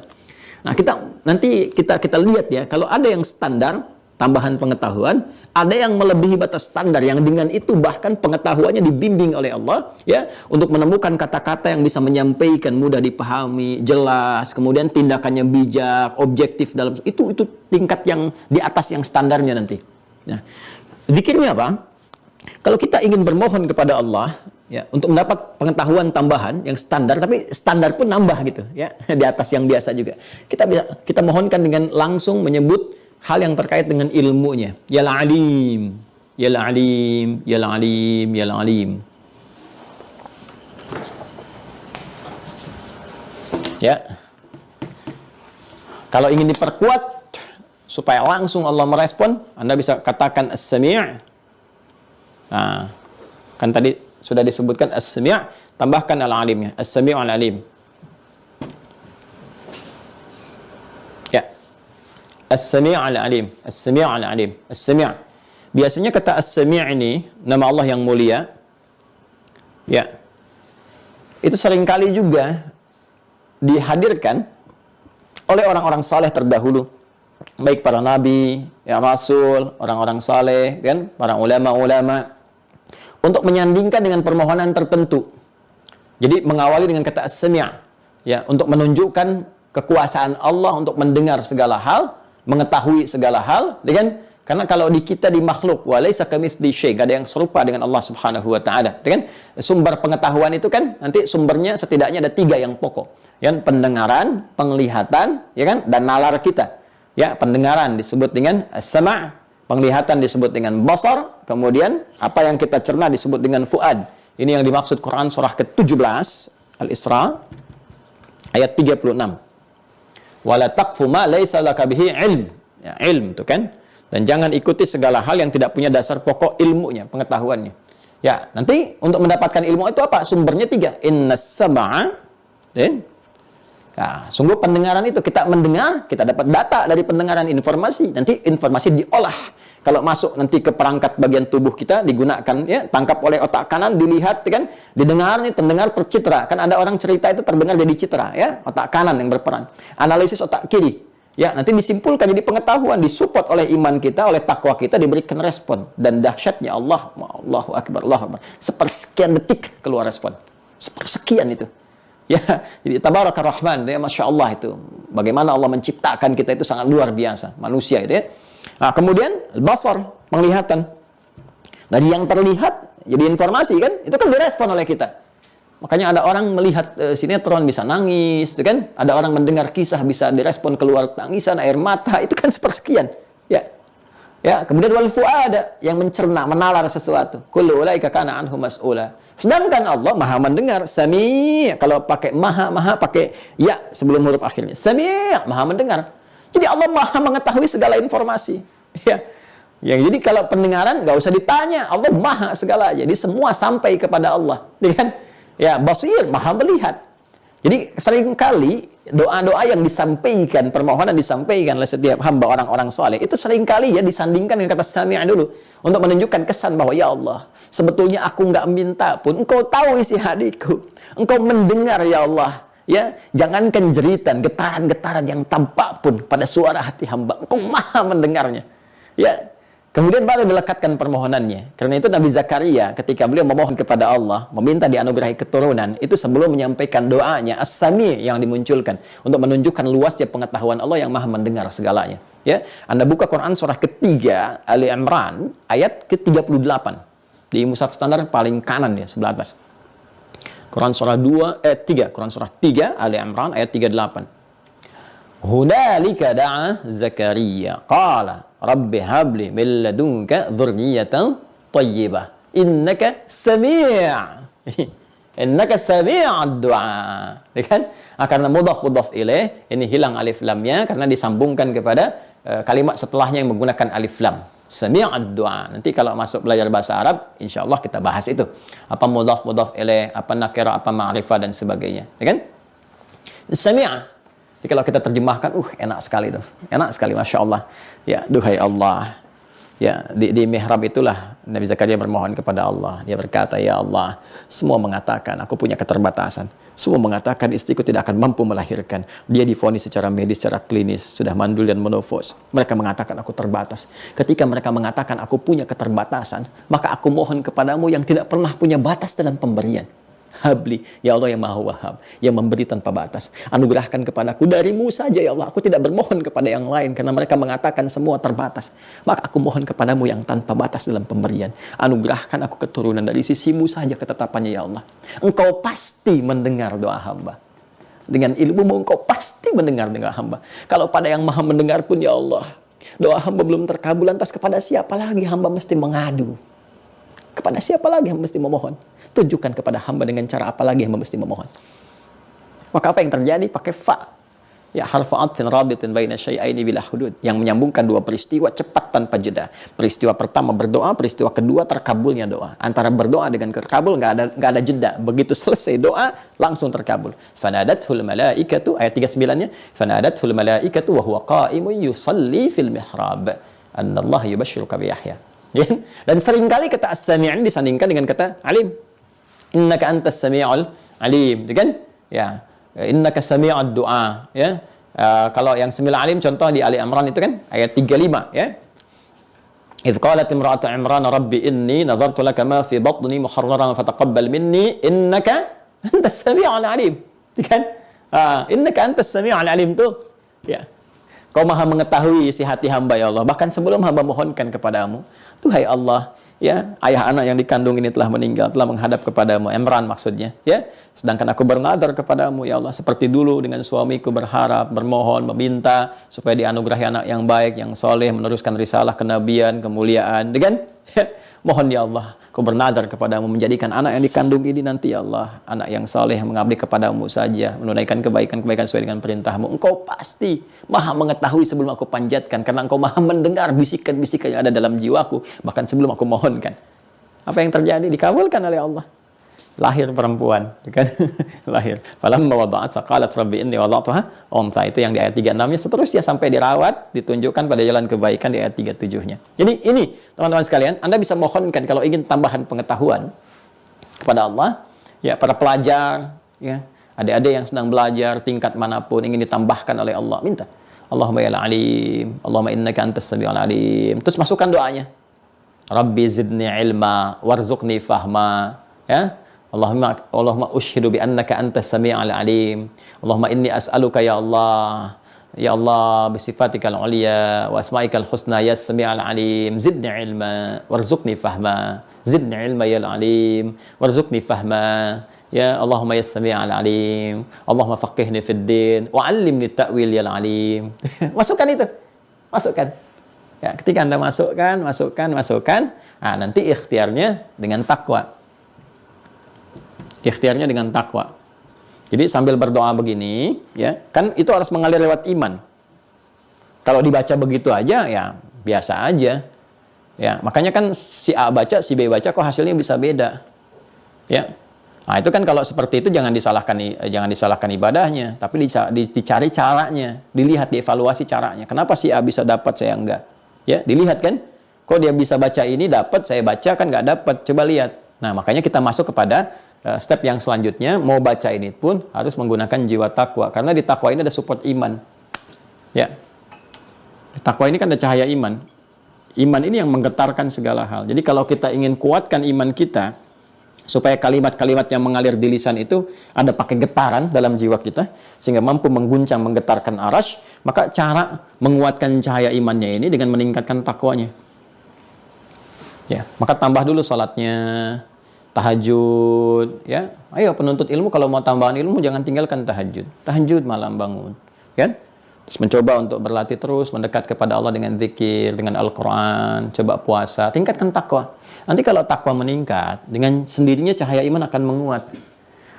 Dan perhatikan ya, ini rahasia di antara kita subuh ini ya. Ada kondisi bahkan tanpa Anda minta pun Allah tambahkan sesuai kebutuhan kita. Kita belum minta, Allah udah tambahkan. Kita belum minta nih.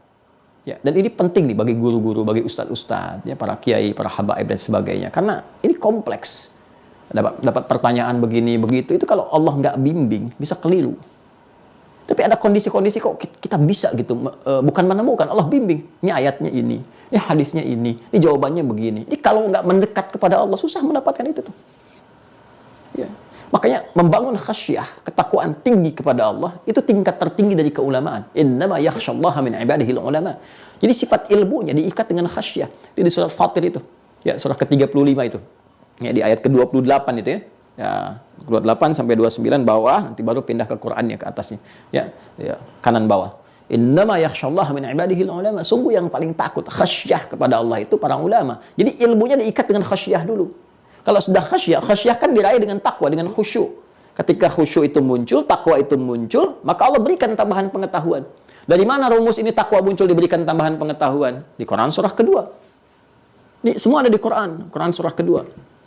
Di akhir ayat 282. Ya.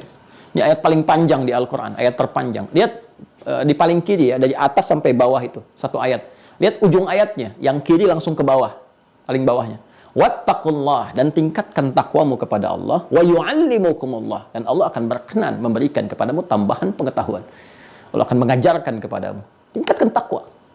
Ya, tingkatkan takwa. Jadi peningkatan takwa ini akan menguatkan cahaya iman. Semakin kuat cahaya iman, semakin Allah tambahkan.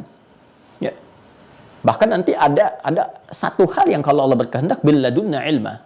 Itu bahasa jelas. Bil ladunna ilma di surah Al-Kahf itu kan. Ya, ketika Nabi Musa alaihissalam berkonsultasi pada seorang hamba yang soleh, yang Allah berikan tambahan pengetahuan dari sisinya. Yang orang kenal dengan laduni, tapi laduni itu bukan sembarangan dapat, tidak ada ikhtiarnya juga, tetap dia belajar. Minimal belajar meningkatkan takwa, ketakwaan, nanti ada pemberian dari Allah. Ya. Dan ada yang dikehendaki oleh Allah itu nggak susah belajarnya, harus cepat dapatnya. Ya. Puncak ketakwaan itu kan melekat pada Nabi Muhammad SAW. Itu puncak manusia paling takwa. Makanya Nabi Muhammad SAW itu mau berikhtiar dengan dirinya pun Allah nggak berkenan. Aku aja yang tambahkan, tingkat takwa kamu udah nggak ada batasnya dalam tingkat kemanusiaan. Levelnya udah jauh gitu. Makanya saking sayangnya Allah ditanamkan langsung. Bukan hanya menunjuk pada sifat kenabian dan kerasulan, tapi ingin memberikan penguatan kepada kita semua tentang bagaimana kekuatan takwa dan level takwanya Nabi. Ya, coba lihat dalam prosesi wahyu turun itu kan, begitu Nabi ingin menggunakan kekuatan dirinya untuk berikhtiar menghafalkan, ya, mendapatkan itu, ingin cepat menangkap, membacakannya dengan cepat dengan lisan walau dibimbing malaikat. Apa jawaban Allah itu? Turun Quran surah 75 kan?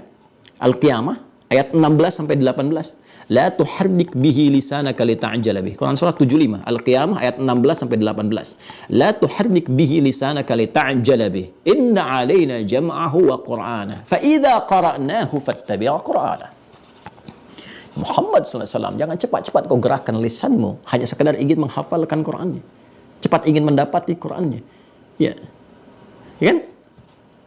Biarkan kami yang menghimpunnya, yang menanamkan ke dalam jiwamu. Jadi ada orang yang proses menghafal belajar itu Allah memberikan kehendak langsung dihimpun dalam jiwanya. Tapi ada ikhtiar. Nabi kan ikhtiar dulu, ngaji juga kan sama malaikat. Jadi bukan tiba-tiba dapat begitu, tidak juga. Ada ikhtiar. Ya. Fa idza qara'nahu, jika dibacakan kepadamu, fattabi' Qur'ana, kamu tinggal ikuti aja. Jadi ada orang yang sekali dengar itu, ya, ngikutin langsung hafal. Ya kan? Ya, kalau kita katakan ini Nabi, wajar. Iya betul, Nabi, Rasul. Mudah bagi Allah tanamkan. Karena sifat Nabi, Rasul, karena tingkat ketakwaan tinggi, langsung diajarkan. Ya, kalau semua Nabi itu diajarkan. Adam pertama Nabi diajarkan. Wa 'allama Adam al-asma'a kullaha. Adam diajarkan. Ya Nuh diajarkan, sampai ke Nabi Muhammad diajarkan, tanamkan. Tapi pengajaran Allah itu diturunkan, lihat standar utamanya, karena ketakwaannya. Itu yang menjadikan kita itu bisa meniru, mengikuti polanya, walaupun nggak sampai ke derajatnya. Ya, kita nggak bisa sampai ke derajat Nabi, Rasul, selesai kenabian, kerasulan. Tapi kita bisa meniru keteladanan takwa itu, sehingga bisa menghasilkan curahan-curahan rahmat Allah yang meningkatkan pengetahuan kita. Itu yang diikuti para sahabat Nabi, tabi'in, orang-orang saleh. Ya, coba lihat bagaimana orang tua dulu menyiapkan. Al-Imam Asy-Syafi'i, ya, ikhwas sekalian, itu kan nanti single parent tuh ibu merawatnya. Single parent, Bu. Jangan salah. Al-Imam Asy-Syafi'i itu ibunya single parent.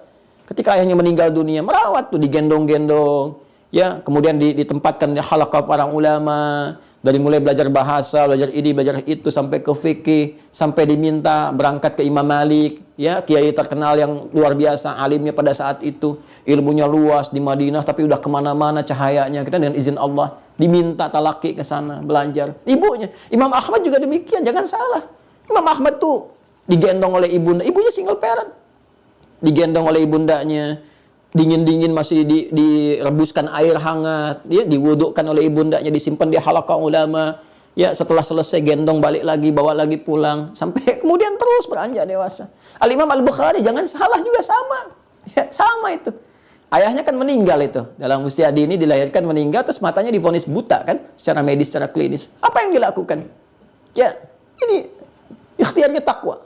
Tarekahnya, tarekah jalan, ya, tarekah itu jalannya takwa, meningkatkan takwa, mendekat kepada Allah, ibadah, tingkatkan ibadah, tingkat. Apa yang terjadi? Mata tak melihat, tapi mata hatinya tajam, dan kekuatan pengetahuan ditanamkan oleh Allah. Kan terkenal waktu masuk kutab itu, ya, Al-Imam Asy-Syafi'i nggak usah ditanya, bagaimana sebelum datang ke Imam Malik, sebelum sorogan udah hafal kitabnya, cuman sekian waktu, sekian saat saja.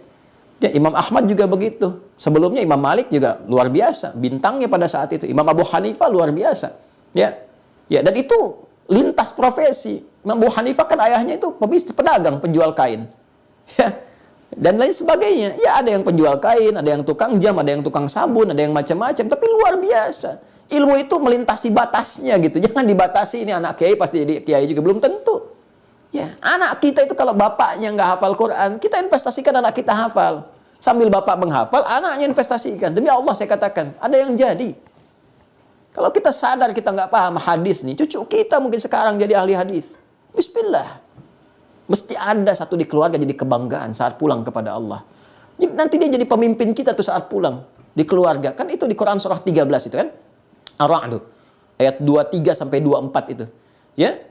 Jannatu 'adnin yadkhulunaha wa man salaha min abaihim wa azwajihim wa dzurriyyatihim wal malaikatu yadkhuluna 'alaihim min kulli bab. Salamun 'alaikum bima sabartum fa ni'ma 'uqbad dar. Ya, ada anak itu yang jadi pemimpin, bawa keluarga semua ke surga. Diparadekan, diperintahkan oleh Allah, semua malaikat menyambut di pintu surga. Dia masuk ke surga Aden itu, disambut oleh semua malaikat di depan pintu surga. Siapa yang dia bawa? Bapaknya, ibunya. Jadi bapak ibu bisa investasi. Anaknya dari sekarang, cucunya siapin. Udah cukup nih, ini yang insinyur, ya kan? Ini yang dokter, ini yang ini. Ini ada yang ahli agama. Seperti Hannah menazarkan kepada Allah, minta mohon supaya anaknya spesifik nih di bidang agama aja. Jadi ulama deh satu. Ya. Yang lain dokter, hafal Quran, alhamdulillah. Insinyur hafal Quran, alhamdulillah. Yang ini paham hukum fikih, hadis apa. Nanti ada pemimpin. Begitu pulang menghadap Allah, dia bawa, dia gandeng dengan ceria, gembira luar biasa. Dia gandeng dengan tangan kanan bapaknya, kiri ibunya, pasangannya, melekat dengannya. Anak cucu ikut di belakang semua berangkat. Rombongan besar. Ya, berjumpa dengan Rasulullah SAW. Ini keluargaku ya Rasulullah. Kami sering bersalawat sejak di dunia ya Allah. Alhamdulillah ya Allah, bertemu hari ini juga. Masya Allah. Nggak ada keindahan yang lebih indah kecuali saat kita pulang, gitu kan? Bisa menatap Allah, bisa berjumpa dengan Rasulullah yang karena kita rindukan. Wujuhu yawma idzin nadhirah ila rabbiha nadhirah. Allahu akbar. Pada saat itu nggak ada kegembiraan, orang-orang bersinar wajahnya bukan karena masuk surganya, karena dia bisa menatap Rabbnya yang sangat dirindukannya, liqa Allah. Ya kan? Berjumpa dengan Rasulullah SAW. Allahumma salli ala sayyidina Muhammad. Nah, ini tambahannya ilmu. Kan? Nah, jadi kita bisa tingkatkan takwa. Wattaqullah, tingkatkan takwamu kepada Allah, wa yu'allimukumullah. Allah tambahkan pengetahuan, tambahkan pengetahuan. Itu yang menjadikan Al-Imam Al-Bukhari sekali dibacakan langsung hafal.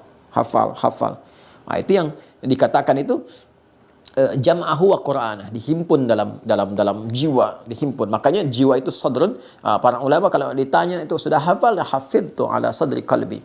Ya, saya sudah hafal dalam jiwa saya. Ya, atau kalau bahasa kita hafal di dalam kepala saya. Bukan di luar kepala belum hafal namanya. Siapa yang hafal di luar kepalanya? Itu guru salah bertanya. Angkat aja semua tangannya. Kami ya Ustadz, coba bacakan. Belum hafal, kok belum hafal? Kan Ustadz bilang di luar kepala, masih di luar. Kalau udah masuk baru hafal di dalam kepala ya. Baik. Jadi ini level ilmu yang pertama. Jadi Anda bisa berzikir dengan mengatakan Allahumma ya Sami'al Alim. Allahumma zidni ilma, wa zid li ibni ilma, wa zid li abnai ilma. Ya Allah, mohon tambahkan. Ibu sampai tahajud ya Bu. Habis selesai sholat, ibu zikirnya gitu. Allahumma zid li dzurriyyati. Allahumma zid, ya atau saya ijazahkan kepada Anda misalnya Allahumma zid li dzurriyyati ilma. Ya Allah, tambahkan kepada seluruh anak keturunanku. Itu tanpa batas. Kalau Anda punya anak 3, nanti punya cucu berapa dari situ, 1 di antara mereka, insya Allah Allah berikan jadi untuk mereka. Ya, Allahumma zid li dzurriyyati ilma, ya kan? Wa zidhum fahma. Allahumma zid li dzurriyyati ilma wa zidhum fahma. Allahumma faqihhum fid din wa 'allimhu ta'wil. Allahumma faqihhum fid din wa 'allimhum ta'wil, kan? Allahumma zid li dzurriyyati ilma, ya kan? Warzuqhum fahma, ya. Sudah? Wa faqihhum fid din wa 'allimhum ta'wila, ya kan? Dan Anda bacakan ya Sami'al Alim, ya Sami'al Alim, ya Sami'al Alim, ya Dzal Jalali wal Ikram, ya kan? Dah ya? Nah, sekarang masuk ke level yang tertinggi dari pengetahuan. Ya, tertinggi dari pengetahuan. Nah, level tertinggi dari pengetahuan itu disebut hikmah namanya. Hikmah. Ya, hikmah. Al-hikmah.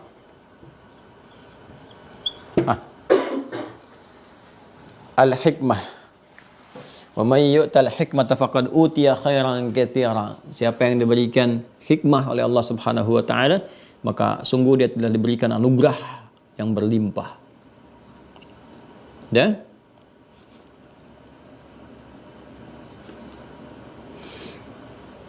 Dah ya? Hikmah. Jadi hikmah itu puncak ilmu. Ya. Kalau sudah terhimpun hikmah dalam diri kita, jiwa kita, sudah itu. Itu sudah akumulasi pengetahuan yang bukan hanya nanti terpancar melalui sifat tapi juga sikap. Ya. Orang punya ilmu beda dengan orang punya hikmah. Hikmah itu di atas ilmu. Ya, hikmah itu di atas ilmu. Jadi akumulasinya disebut dengan hikmah namanya. Jadi kalau ilmu masuk jadi pengetahuan, sumber informasi, sumber bersikap, ya, bersifat dan sebagainya. Tapi kadangkala belum tertata lewat sikap. Kan ada orang pintar, tapi kan sikapnya juga nggak bijak, gitu kan? Pintar, banyak hafal hadis Quran, tapi ngajarnya marah-marah melulu gitu. Nggak lihat siapa yang diajar dan sebagainya. Atau merasa benar sendiri atau bagaimana, atau sikapnya nggak bagus dan ada yang demikian juga. Ya, dan kita mendoakan, bukan mencela, mendoakan ya, supaya Allah memberikan kebaikan-kebaikan pada semua. Kalau ke guru-guru siapapun kita prasangkanya baik. Supaya dapat kebaikan-kebaikan yang diajarkan.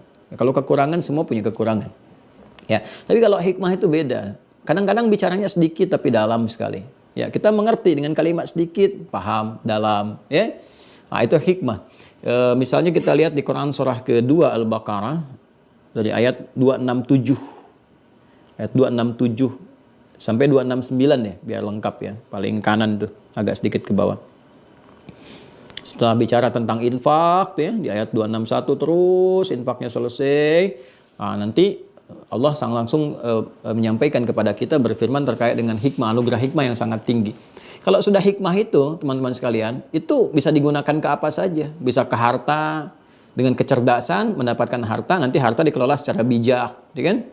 Bisa kedudukan, dengan hikmah itu ilmu banyak, dapat kedudukan pun digunakan untuk membuat kebijakan yang bijak, yang baik. Bisa dengan pengetahuan saja, konsisten di bidang pengetahuan. Disampaikan, tanya apa aja bisa jawab, bagus. Konsepsinya terukur, kalau pakai logika juga benar, gitu kan, bagus. Ini jabarannya begini, ini seperti ini. Itu hikmah. Nah, sifat Allah yang memiliki akumulasi pengetahuan, ilmu-ilmu yang luas, ya, dan sebagainya, itu disebut hakim namanya. Hakim. Ya, hakim. Kita bisa mintakan ya alimul hakim. Ya alimul hakim, tu'til hikmata man tasya, yang memberikan hikmah kepada siapa yang kau kehendaki. Ya. Allahumma rzuqnil hikmah, Allahumma rzuqnil hikmah, Allahumma rzuqnil hikmah. Jelas ya? Sudah? Jadi boleh kita memohon kepada Allah untuk diberikan hikmah, puncak-puncak pengetahuan dengan memanggil namanya. Dengan nama apa? Al-Hakim. Ya, kita bisa satukan nih. Ya Sami'ul Alim, Ya Al-Aliyul Hakim. Ya Sami'ul Alim, ya Maha mendengar ya Allah apa yang aku mohonkan. Ya Maha mengetahui segalanya. Ya Al-Ali, yang Maha tinggi. Ya Al-Aliyul Hakim, yang Maha bijak, yang Maha memiliki segala bentuk pengetahuan terbaik. Ya Allahumma rzuqnil hikmah ya Allah. Allahumma rzuqnil hikmah bil ladunka ya arhamar rahimin. Ya Allah, berikan rezeki kepadaku berupa hikmah, puncak pengetahuan, ya kan? Yang melahirkan kebijakan-kebijakan, manfaat-manfaat dalam kehidupan, ya. Dan seterusnya. Sekarang ikhtiarnya. Ikhtiarnya. Tadi kan bacaannya, ya kan? Supaya ikhtiar itu menguatkan bacaan kita, seperti apa ikhtiarnya? Seperti tadi kalau kita pengen tambahan ilmu kan takwa gitu kan. Sudah? Untuk mendapatkan hikmah, ada satu-satunya jalan yang tertinggi, yaitu rajin berinteraksi dengan Al-Quran. Catat ini. Rajin berinteraksi dengan Al-Quran. Mau Anda rajin baca, rajin mengkaji, apalagi menghafal, tapi dengan serius dan cinta, bukan karena motif-motif tertentu, enggak. Kalau di pesantren sekolah bukan hanya ingin menamatkan itu untuk lulus, tidak, bukan hanya ingin mendapat syahadah, tidak, betul-betul untuk mendapat ridha Allah. Itu jalan yang terbaik untuk mendapat hikmah.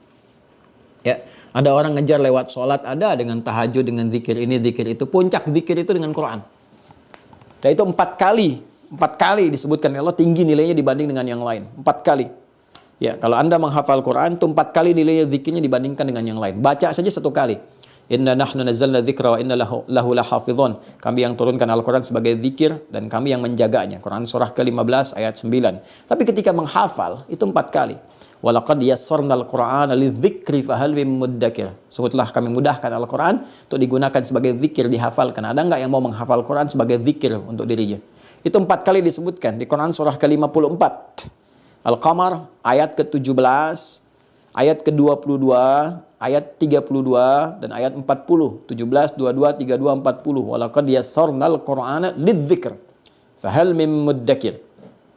Nah, kalau Anda ingin mendapatkan hikmah, sekali lagi ya, kebijaksanaan, dibimbing dengan cahaya, kalau berpikir dengan cara yang benar, menyingkap logika dengan cara yang benar, menyampaikan pengetahuan tertata dengan baik, terukur, mudah untuk disampaikan, diterima, dipahami, dan tampil bijak dalam bersikap dan bersifat. Itu hikmah, ya, mendapatkan pancaran hikmah. Cara yang terbaik dengan apa? Al-Quran. Apa dalilnya? Dalilnya. Baik. Sebelum sampai ke dalil, saya berikan pemahaman sebentar.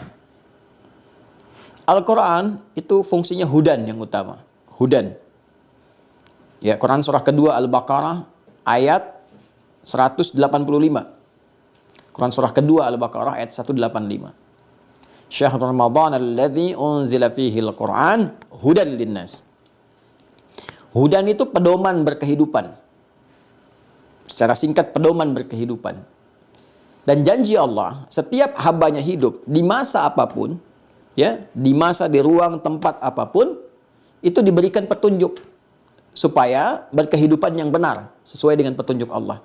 Bahkan Nabi Adam pun pertama turun ke bumi dengan istri beliau, Sayyidah Hawa alaihissalam, itu berkehidupan mendapat hudan juga karena fitrah telah Allah tetapkan. Al-Baqarah ayat 38, Quran surah kedua ayat 38. Qul nahbitu minha jami'a fa imma ya'tiyannakum minni huda faman tabi'a hudaya fala khaufun 'alaihim wa lahum yahzanun. Sekarang turun kalian semua ke bumi, kan? Mulai jalani misi sebagai khalifah, mulai bawa risalah kehidupan. Nanti saat berkehidupan itu bersamaan dengan turun, aku turunkan hudan sebagai petunjuk berkehidupan. Kamu ikuti, hidupmu senang dan tenang. Nggak ada gelisah berlebihan, nggak ada kesedihan berlebihan. Jelas ya? Jadi sejak Nabi Adam itu turun hudan. Nanti ganti generasi, ganti masa, tetap ada hudan. Ya, masanya Nabi Musa, ada petunjuk berpedoman hidup. Disebut dengan Taurat. Taurat kan masa Nabi Musa. Itu hudan Tauratnya. Untuk siapa? Bani Israel yang hidup pada saat itu. Ya. Dalilnya dari mana? Quran surah ke-17. Al-Isra ayat kedua. Wa ataina Musal kitab. Kami berikan kepada Musa itu kitab. Apa nama kitabnya? Taurat. Ya, kita tahu Ali Imran kan? Di ayat yang ketiga sampai dengan keempat. Ya. Ketiganya, nazzala 'alaikal kitaba bil haqqi musaddiqan lima baina yadayhi wa anzalat Taurat. Untuk Musa, wal Injil untuk Isa, min qablu, sebelum Nabi Muhammad SAW. Jadi ada kitab-kitab diturunkan ya untuk menjadi pedoman bagi umat-umat di masa itu. Nabi Musa, Bani Israel, Nabi Isa, ya Bani Israel, turunan dari Musa dan seterusnya. Sampai ke fase Nabi Isa alaihissalam. Ya, nama kitabnya apa? Taurat. Fungsinya apa? Hudan. Tahu dari mana? Kembali ke Al-Isra. Ayat kedua. Wa ataina Musal kitaba. Kami berikan kepada Musa itu kitab. Namanya Taurat. Wa ja'alnahu huda. Dan kami jadikan itu sebagai pedoman kehidupan. Li Bani Israel. Wa ja'alnahu hudan li Bani Israel. Jadi Musa punya kitab. Ya, namanya apa tadi? Taurat. Daud punya kitab. Namanya Zabur. Isa punya kitab. Namanya apa? Injil. Semua itu hudan. Pedoman dalam berkehidupan. Untuk umat-umat tertentu. Untuk umat akhir zaman sampai dengan berakhir kehidupan. Nama kitabnya Al-Quran. Diturunkan pada Nabi Muhammad SAW. Fungsinya apa? Hudan. Syahr Ramadan alladhi unzila fihil Quran. Hudan. Jadi semua kitab-kitab itu kalau disebutkan kitab ini menunjuk pada susunannya yang sistematis, rapih, tanpa cacat sama sekali. Ya kan? Kitab diturunkan pada setiap nabi itu sistematis, bagus, tanpa cacat dan sebagainya. Cuma nanti fungsinya berdasarkan waktu punya batasan-batasan. Nabi Musa zamannya aja ganti nabi, ganti kitab. Ya, Nabi Isa zamannya ganti nabi, ganti kitab. Hanya kitabnya Nabi Muhammad karena fungsi beliau diutus sampai akhir zaman, kitabnya nggak terbatas. Ya, menembus setiap ruang dan waktu sampai kehidupan berakhir. Ya, jadi karena itulah Al-Quran disebut juga dengan Alkitab, menunjukkan kepada susunannya. Ya, yang rapi, tertib, nggak ada cacat, sempurna. Dzalikal kitab la raiba fi. Jadi semua dari nabi-nabi terdahulu ada kitab sesuai dengan fungsinya dan diikat oleh masanya. Nah, sekarang kalau sudah paham ini, dulu orang-orang kalau ingin mendapatkan hikmah itu berinteraksi dengan kitabnya. Ya, termasuk bahkan para nabi pun diberikan hikmah. Itu lewat kitab, lewat wahyunya. Lewat kitab. Nabi Muhammad diberi hikmah. Bahkan doanya Nabi Ibrahim. Kan? Nabi Ismail alaihissalam ketika memohon diturunkan, dipilih seorang rasul. Karena rasul itu terakhir itu yang paling mulia. Lahirnya dekat tempat mulia, Ka'bah. Ya, rasul yang lahir dekat Ka'bah Nabi Muhammad. Apa doanya? Di Al-Baqarah ayat 129. Rabbana wab'ats fihim rasulan minhum yatlu alaihim ayatika wa yu'allimuhumul kitaba wal hikmah. Tuh. Diminta diberi hikmah. Dijawab oleh Allah 30 generasi setelahnya. Ya, turun Al-Baqarah ayat 151. 151 ayat 121. Tadi 129 sekarang 151. Kama arsalna fikum rasulan minkum yatlu alaikum ayatina wa yuzakkikum wa yu'allimukumul kitaba wal hikmah. Semua nabi dengan turunnya kitab itu otomatis dapat hikmah. Jadi kalau kita pengen dapatkan hikmah itu berinteraksi dengan kitab. Nah, sekarang apa dalil spesifik yang menunjukkan kepada kita dengan berinteraksi dengan Alkitab, sekarang dengan Al-Quran, dengan kuat, ya, itu bisa mendapatkan hikmah. Quran surah ke-19 Maryam. Quran surah 19 Maryam, ayat 11 sampai 15. Ya. Kalau dari ayat 1 nanti sampai 15, itu akan dikisahkan tentang perjuangan Nabi Zakaria. Kaf, ya, ain, sad. Dzikru rahmati rabbika abdahu Zakaria idna rabbahu nidaan khafiyah dan seterusnya. Terus sampai dikabulkan lahir Yahya. Ya, perhatikan ketika Nabi Yahya alaihissalam lahir itu, ya, kemudian berkehidupan, berkembang, apa perintah pertamanya? Saya bacakan ya. Perhatikan kalimatnya. Ya Yahya, khudhil kitaba biquwwah. Ada ayatnya? Ya Yahya, khudhil kitaba biquwwah. Hei Yahya, pegang teguh kitab itu. Ya, kitab zaman Nabi Yahya kan hudannya, bukan Al-Quran, kan? Tapi di masanya, sesuai dengan masanya. Yang tadi saya terangkan. Nabi Musa punya sendiri, Nabi Isa punya sendiri, kan? Nabi Yahya nanti membuka jalan untuk Nabi Isa alaihissalam. Berdua nanti, zamannya berdua itu. Nabi Yahya, Nabi Isa. Kemudian Nabi Musa dengan Nabi Harun dan sebagainya. Puncaknya tunggal Nabi Muhammad sampai kehidupan berakhir. Risalahnya. Perhatikan. Ya Yahya, wahai Yahya, khudhil kitab. Pegang teguh itu kitabnya, pedoman hidupnya itu. Biquwwah. Ya, dengan kuat. Interaksi dengan kuat. Pahami, kemudian dalami, praktekkan, segala petunjuknya baru risalah untuk mengajarkan. Apa yang terjadi ketika interaksi itu kuat dengan kitab? Wa atainahul hukma sabiyya. Maka sejak dini kami tanamkan hikmah pada dirinya. Tuh. Makanya Bapak Ibu kalau ingin anak-anaknya dari kecil itu, karena kalimatnya sabiyya, sejak sabi, balita. Anda bisa dekatkan anak-anak itu dengan Quran sejak dini. Demi Allah saya katakan, makanya risetnya itu di luar. Orang-orang dari sejak kecil yang interaksi dengan Quran, kecerdasannya meningkat, Pak Bu. Nggak percaya silahkan. Kalau benar mereka diinteraksikan, kecerdasannya meningkat. Saya berani mengatakan ini, karena selain belajar di masa lalu meriset orang-orang yang pintar, saya coba praktekkan pada anak-anak kita tuh. Ya, anak saya praktekkan, pada anak didik coba kita lakukan. Itu terjadi peningkatan kecerdasan luar biasa. Meningkat itu. Ya, walaupun tetap nggak hilang sifat kanak-kanak, itu biasa. Tapi percepatannya luar biasa gitu. Menangkap sesuatu, cepat paham ini, cepat mengingat ini gitu ya. Tapi dengan dunianya ya anak-anak. Tapi itu bekal yang terbaik. Ya. Jadi itu yang saya katakan, dekati Al-Quran. Ya, dari anak kecil dari kecil kalau bisa sejak mengandung itu bacakan Quran terus ya. Kalau lelah itu perdengarkan lewat murattal. Demi Allah saya sampaikan pada murid-murid kami itu yang umum apapun, itu rata-rata alhamdulillah terjadi perubahan-perubahan. Ya, sejak memberikan ASI, bacain Quran, dengarkan Quran, tiap hari diputar murattal, tempat tidur 24 jam, itu dekat sekali. Ya, dan kita coba praktekkan itu luar biasa. Ada yang lain sajalah, yang tidak usah ke anak kami nanti diduganya macam-macam gitu kan. Tapi ya, yang dibacakan sekali langsung hafal gitu. Ya, ada yang demikian banyak, Imam Al-Bukhari yang lain-lainnya, contoh-contoh mulia lah yang lebih baik untuk diberikan contoh kepada kita. Tapi ketika kita ambil itu saripati yang kita terapkan terbukti. Nah, jadi kalau pengen dapat hikmah dari kecil tuh. Dan ternyata ini jadi kurikulum, jadi kebiasaan. Orang tua dulu tuh udah paham. Makanya kalau Bapak Ibu main ke Timur Tengah itu, ya, itu standar itu dari kecil tuh Quran. Karena itu udah ditularkan dari dulunya begitu. Ya. Silakan Anda cek biografinya, Al-Kindi, Al-Farabi, Al-Khawarizmi, Ibnu Sina, Ibnu Rushd dan sebagainya itu, Al-Battani, Jabir bin Hayyan dan sebagainya. Itu dari kecilnya, cuman 2 yang ditekankan kuat, salat dan Quran. Salat dan Quran, salat dan Quran. Ngaji itu. Ngaji. Itu yang memberikan kecerdasan pancaran luar biasa, hikmah sehingga menguasai banyak pengetahuan. Yang sekarang paling 1-2 bidang lah paling hebatnya. Dulu itu Masya Allah, tafsirnya iya, hadisnya iya, hafal Quran iya, ahli kedokteran juga iya. Ya, Ibnu Sina kan luar biasa tuh Avicena tuh.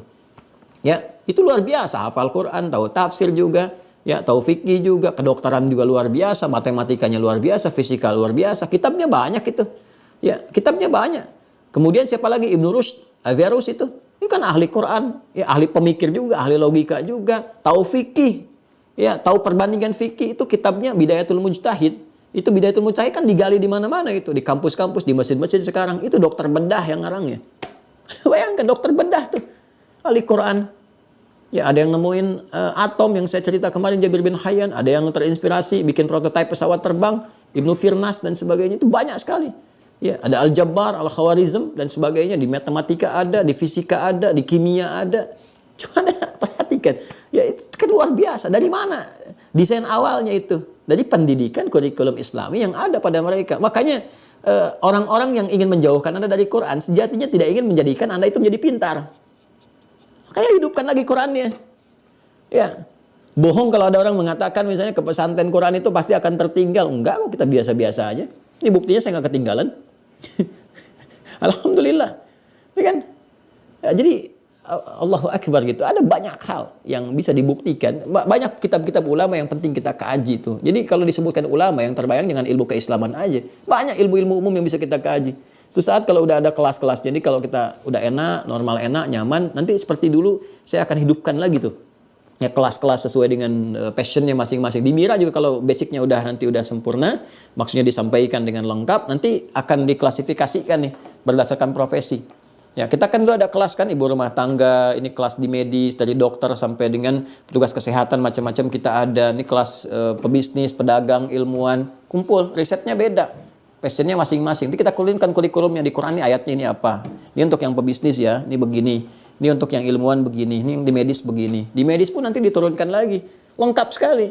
Ya, misalnya ada di dokter mata, apa ayat-ayat tentang mata di Quran turunkan, nanti di hadis apa, terus di kitab ulama klasik apa, kita bedah, kitab Ibnu Sina bagaimana, dan ini bagaimana, nanti bandingkan dengan kedokteran modern, apa yang bisa diriset.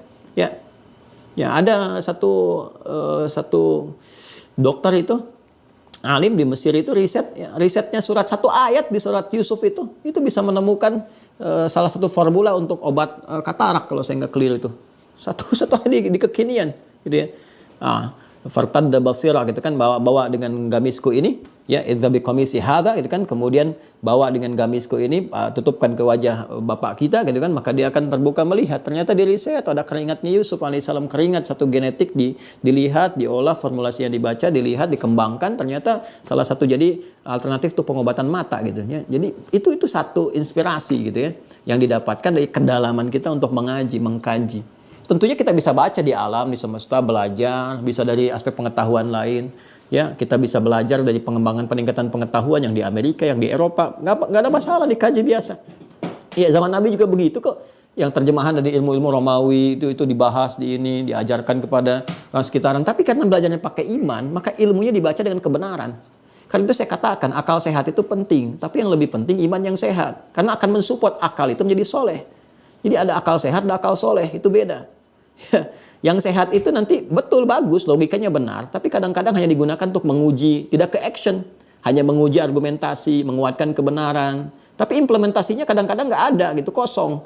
Ya, tapi kalau akal soleh, selain benar, bagus, logikanya berpikir benar baik, itu diberikan bimbingan untuk bersikap. Jadi ada sikap, ada follow up, ada manfaat, ada berkah. Ini yang kita butuhkan saat ini.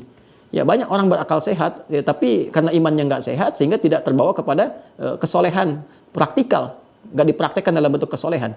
Ada di atas sehat itu soleh namanya. Maka sekarang harus kita gerakan akal soleh. Ya, jadi ada gerakan akal soleh gitu ya untuk menaikkan level akal sehat. Baik, jelas ya?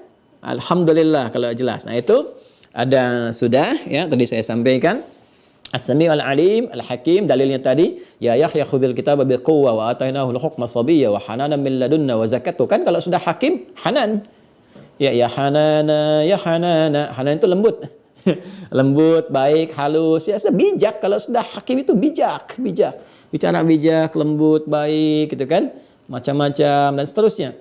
Wa hananan min ladunna wa zakata wa kana taqiyya wa barran biwalidayhi wa lam yakun jabbaran 'asiyya wa salamun alaihi yawma wulida wa yawma yamutu wa yawma yub'atsu hayya sampai ayat 15-nya itu. Ya. Wah, ibu deh kalau dari kecil anak didekatkan ke Quran itu sifat-sifatnya akan muncul, kelembutan, kebaikan, menjauh dari maksiat, taat pada orang tua. Ya, walaupun dengan kekanak-kanakannya, pada saatnya kita akan menikmatinya. Ya, pada akhirnya akan terasa indah. Ya, kalau mendekat kepada yang Maha Indah. Kalau diangan-anganin saya ya gundah gitu kan. Sudah ya? Baik, itu yang nomor 5. Wah, saya janji ada 10 menit lagi ya, kita sempurnakan ya. Yang lainnya teman-teman sekalian, nah itu ada kegelisahan-kegelisahan. Kemudian kalau ada kesaksian-kesaksian yang diragukan, kan? Atau ingin kita membuktikan orang-orang yang tidak benar dalam bersaksi sehingga Allah tampakkan lewat bukti-bukti lain. Banyak nih. Ya, hakim misalnya nih sedang menguji nih, ya kan disumpah saksi ya. Ya, itu kan kesaksian palsu itu dosanya besar sekali di sisi Islam. Tapi kadang-kadang ada orang nekat juga. Ya, ada orang nekat tuh dan sebagainya karena macam-macam hal. Nah, kalau ingin memantapkan pada jiwa kita yang profesinya hakim, yang ingin membuktikan mana yang benar. Hakim itu kan mengambil pancaran hikmah tuh. Hati-hati, pertanggungjawabannya besar si Allah Subhanahu wa taala. Pengadilan akhiratnya itu jauh lebih dahsyat ya. Makanya ini boleh digunakan, ini salah satu nama untuk memohon kepada Allah, ya syahid, ya syahid, ya syahid, yal khabirul basir syahid. Yal khabir, yal basir, ya syahid. Yang maha mengetahui segala informasi, yang maha menatap dengan tajam, yang maha menyaksikan segala hal, mengetahui segalanya gitu kan. Allahumma syadnal khair, ya Allah tampakkan kepada kami segala yang baik-baik. Wa syaddal haqqa wa sidqa, tampakkan kepada kami suatu buah kebenaran yang benar-benar benar. Gitu kan? Yang benar, yang benar, yang benar. Nanti Allah akan kasih jalan.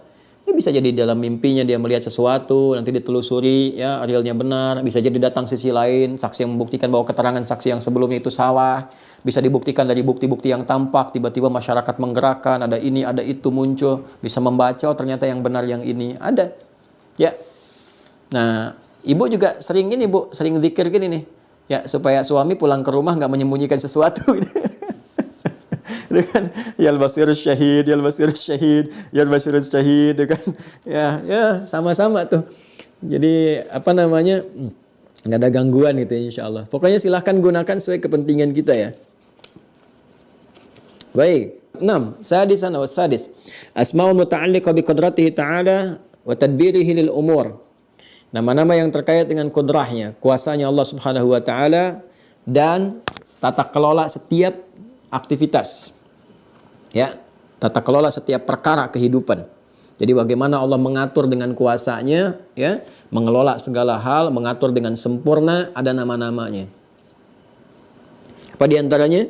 Ya, Al-Qadir, Al-Wakil, Al-Wali, Al-Hafidh, Al-Malik, Al-Malik, Al-Malik, Al-Malik, bisa dibaca pendek Malikun, ya. Bisa dibaca Malik. Ya, Malikun seperti Al-Fatihah ayat 4 kan, Maliki Yaumiddin, Malik, ya. Nah, bisa dibaca pendek seperti surat An-Nas, Malikin Nas, ya. Nah, yang Al-Fatihah ayat 4 tadi itu bisa dibaca dua riwayat, bisa Maliki Yaumiddin, Hafaz an Asim, bisa dibaca pendek Maliki Yaumiddin, Qalun An-Nafi' atau Warsh An-Nafi'. Jadi bisa dibaca pendek Maliki Yaumiddin. Kalau Anda yang baca Al-Fatihah, imamnya baca pendek, itu mengikuti riwayat apa? Qalun dari Nafi' atau Warsh dari Nafi'. Ya. Bismillahirrahmanirrahim. Alhamdulillahi rabbil alamin. Ar-Rahmanirrahim. Maliki Yaumiddin. Qalun dari Nafi' atau Warsh dari Nafi', tergantung imalah setelahnya, ya. Kemudian kalau baca Maliki Yaumiddin, itu Hafaz dari Asim. Baik, kemudian Al-Fattah, Al-Fattah. Lalu Al-Hasib, kemudian Al-Muntaqim, kemudian Al-Muqit. Al-Qadir, Al-Wakil, Al-Wali, Al-Hafidh, kemudian Al-Malik, Al-Malik, Al-Fattah, Al-Hasib, Al-Muntaqim, Al-Muqit. Ya, jadi kalau ada permohonan-permohonan kita terkait dengan kekuasaan Allah Subhanahu wa taala untuk pengaturan, penjagaan dan sebagainya, ya kan, terkait kudrah jalan kehidupan kita, tata kelola hidup kita, boleh kita meminta kepada Allah Subhanahu wa taala dengan menyebut nama-nama ini. Ya. Nah, ini aspeknya luas sekali. Ya, baik itu di pengelolaan hidup kita sendiri misalnya kan, ya, ataupun di keluarga, atau bahkan nanti yang dititipi jabatan dari levelnya regional, daerah sampai ke level tinggi nasional misalnya, boleh ini minta. Ya, ya seperti yang tentang Al-Malik kan, ya Allah yang Maha Raja, Maha Menguasai. Itu kalau menyebut nama Al-Malik, Malik, itu bukan hanya menyebut namanya raja segala raja, ya, pengatur segala hal, tapi juga menyebutkan bagaimana kesempurnaan Allah sebagai Sang Maha segalanya mengelola sesuatu. Jadi kita memohon kepada Allah, ya Allah dengan keagungan nama-Mu ya Allah, yang Maha mengatur segala sesuatu dengan sempurna, berikan hamba bimbingan. Ya, dengan titipan kecil, amanah kecil yang Kau tempatkan kepada hamba untuk mengatur ini, negeri ini Indonesia. Untuk mengatur, ya Allah, wilayah saya di Bekasi, wilayah saya di Depok, wilayah saya misalnya di A, di B, di C. Kau titipkan kepada aku tetesan kecil, ya Allah. Yang pertanggungjawabannya begitu besar. Hamba takut, ya Allah, jika memang hamba salah mengelola. Ya, hamba takut jika hamba ketika mengelola ini pertanggungjawabannya besar di hadapan-Mu yang tidak bisa hamba pertanggungjawabkan. Hamba takut kalau di sudut desa itu ada yang mengadu karena hamba tidak adil, ya Allah. Maka mohon dengan keagungan nama-Mu, Yal Malik, Yal Malikul Malik, Ya Malikal Mulki. Ya, kita bisa bacakan ayatnya yang Ali Imran ayat 26 itu. Ya, Qulillahumma Malikal Mulki tu'til mulka man tasha wa tanzi'ul mulka mimman tasha wa tu'izzu man tasha wa tudhillu man tasha biyadikal khair innaka ala kulli syai'in qadir, gitu kan? Boleh kita bacakan itu, minta. Oke?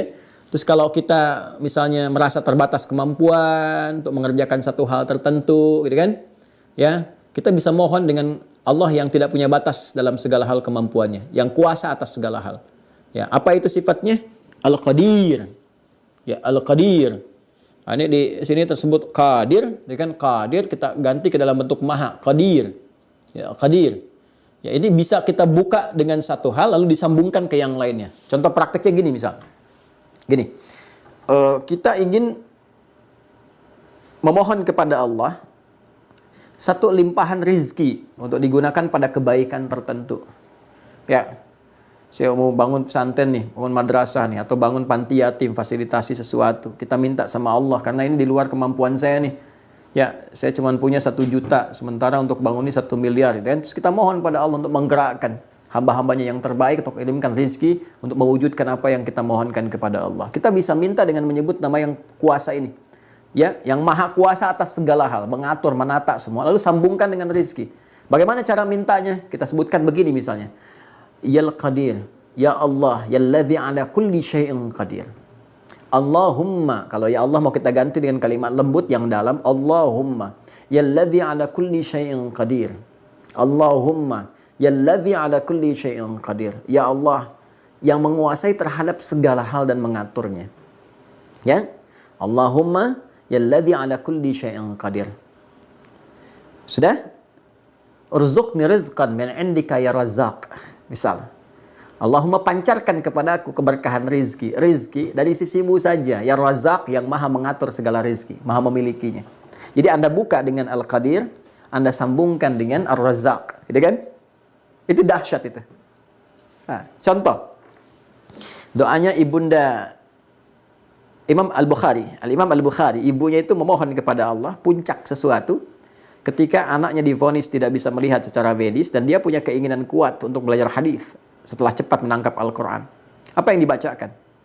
Ya, karena anak nggak melihat, penglihatan itu kan basar. Ya, sam'a wal basar. Allah punya sifat maha melihat dengan ilmunya, disebut basir. Ya kan? Al-basir. Yang memberikan penglihatan, mengawasi, melihat segalanya. Ya, alimul basir, sami'ul basir. Ya, apa yang terjadi? Ini fatannya, kecerdasannya ibunda Al-Bukhari itu menggabungkan Al-Qadir dengan Al-Basir. Perhatikan kalimatnya. Yal Basir. Duhai Allah yang maha menatap dengan tajam. Ya kan? Yang punya sifat menatap, melihat dengan tajam, mengawasi segala hal. Yalladzi ala kulli syai'in qadir.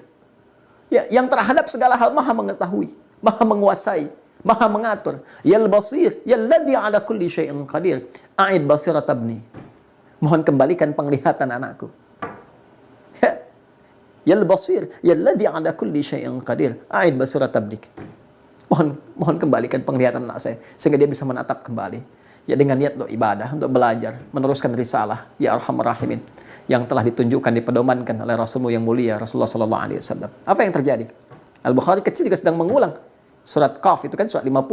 Ya, sampai di ayat ke-21 kemudian 22. Ya, begitu sampai ke ayat itu, apa yang diulangnya? Laqad kunta fi ghaflatin min hadza fakashafna anka ghita'aka fabasaruka al-yawma hadid. Kan saya pernah sampaikan di ayat kan tentang akhirat ini. Tentang kejadian di mana orang nggak bisa melihat situasi yang sesungguhnya. Dia nggak lihat resiko-resiko tentang apa yang dia kerjakan, ditampakkan oleh Allah yang tadinya tertutup, dibuka kelihatan semua. Sehingga ketakutan mendalam datang. Ini keberkahan ini dipancarkan ke dunia. Ya. Laqad kunta fi ghaflatin min hadza fakashafna anka ghita'aka. Kamu dulu tertutup pandangannya, sekarang kami buka penutupmu itu. Wabasaruka al-yawma hadid. Pandanganmu sejak saat ini akan terbuka kembali, menatap dengan tajam. Dapat percikan keberkahan itu, tiba-tiba lompat melihat. Dia kejar ibundanya. Ummi laqad ra'ait. Ibu saya bisa melihat kembali. Ibu sedang tertidur, ketiduran capek berdoa itu di hamparan sajadah yang dibentangkan, tertidur bertemu dengan mimpi dengan Nabi Ibrahim, dikatakan anakmu bisa melihat kembali dengan izin Allah.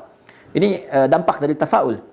Ya, memilih nama terbaik yang diharapkan ada doa di situ. Makanya kita pilihkan untuk tafaul, beri anak nama Muhammad supaya mendapatkan keberkahan dari nama itu dari Rasulullah SAW. Ya, maka Al-Bukhari itu kan namanya Muhammad bin Ismail bin Ibrahim bin Al-Mughirah bin Al-Bardizbah Al-Ju'fi Al-Bukhari Al-Khurasani Al-Uzbekistani, sekarang Uzbekistan. Dapat keberkahan dari situ. Begitu dipanggil bangun ibunya, kaget melihat anaknya udah bisa lihat, berpelukan, kan? Masya Allah. Itu ada kisahnya di muqaddimahnya Ibnu Hajar Al-Asqalani dalam kitab Fathul Bari fi syarah Sahih Al-Bukhari. Ya, kalau kita ngaji dapatkan itu, dapat itu kita gunakan itu. Jangan lupa. Nama itu dibentangkan untuk memenuhi kebutuhan kita. Makanya kuncinya dipakai saat kita memerlukannya.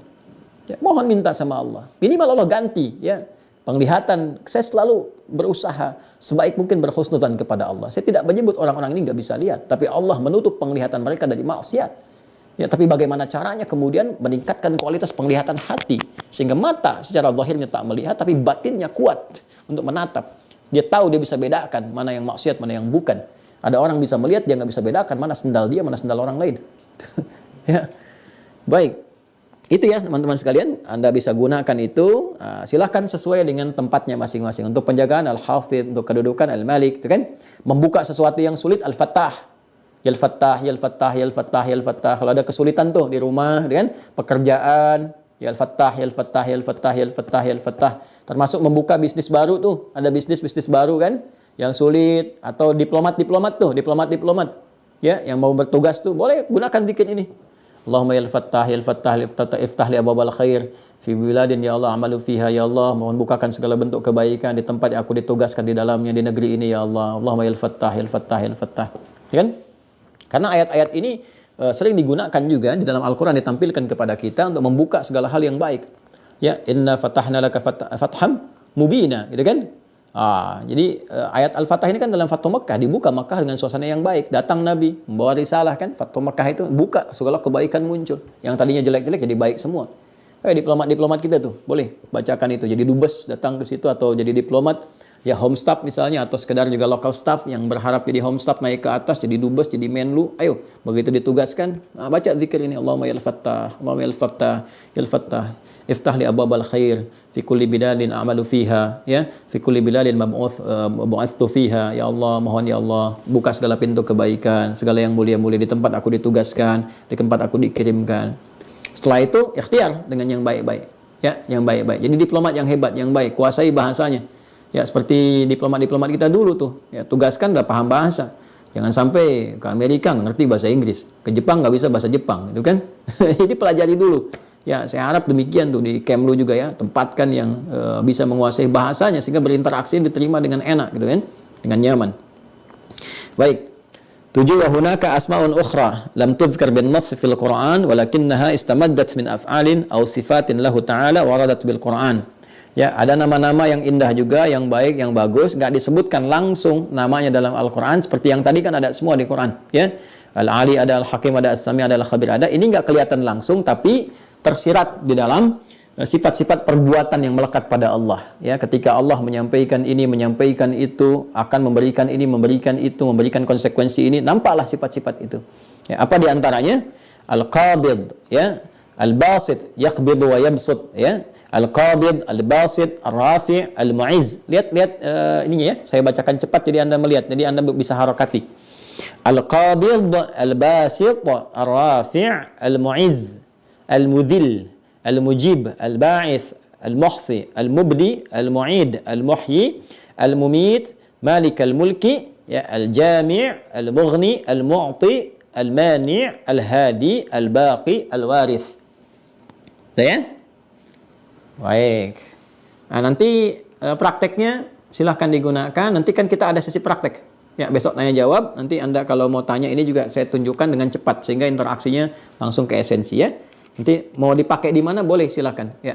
Mau minta keturunan yang soleh-soleh, yang bagus, yang apa manggil Allahnya supaya bisa diberikan yang keturunan yang baik. Nanti ada, ya. Kalau mau minta kedudukan yang baik seperti apa, gitu kan? Nah, kalau kita ingin minta diangkat derajat bagaimana? Kalau minta rizkinya ditambahkan, gitu kan? Dan ditutup peluang-peluang maksiat dari rizki, mintanya seperti apa? Ada nanti. Ya, ini saya bacakan dulu. 8 yang terakhir.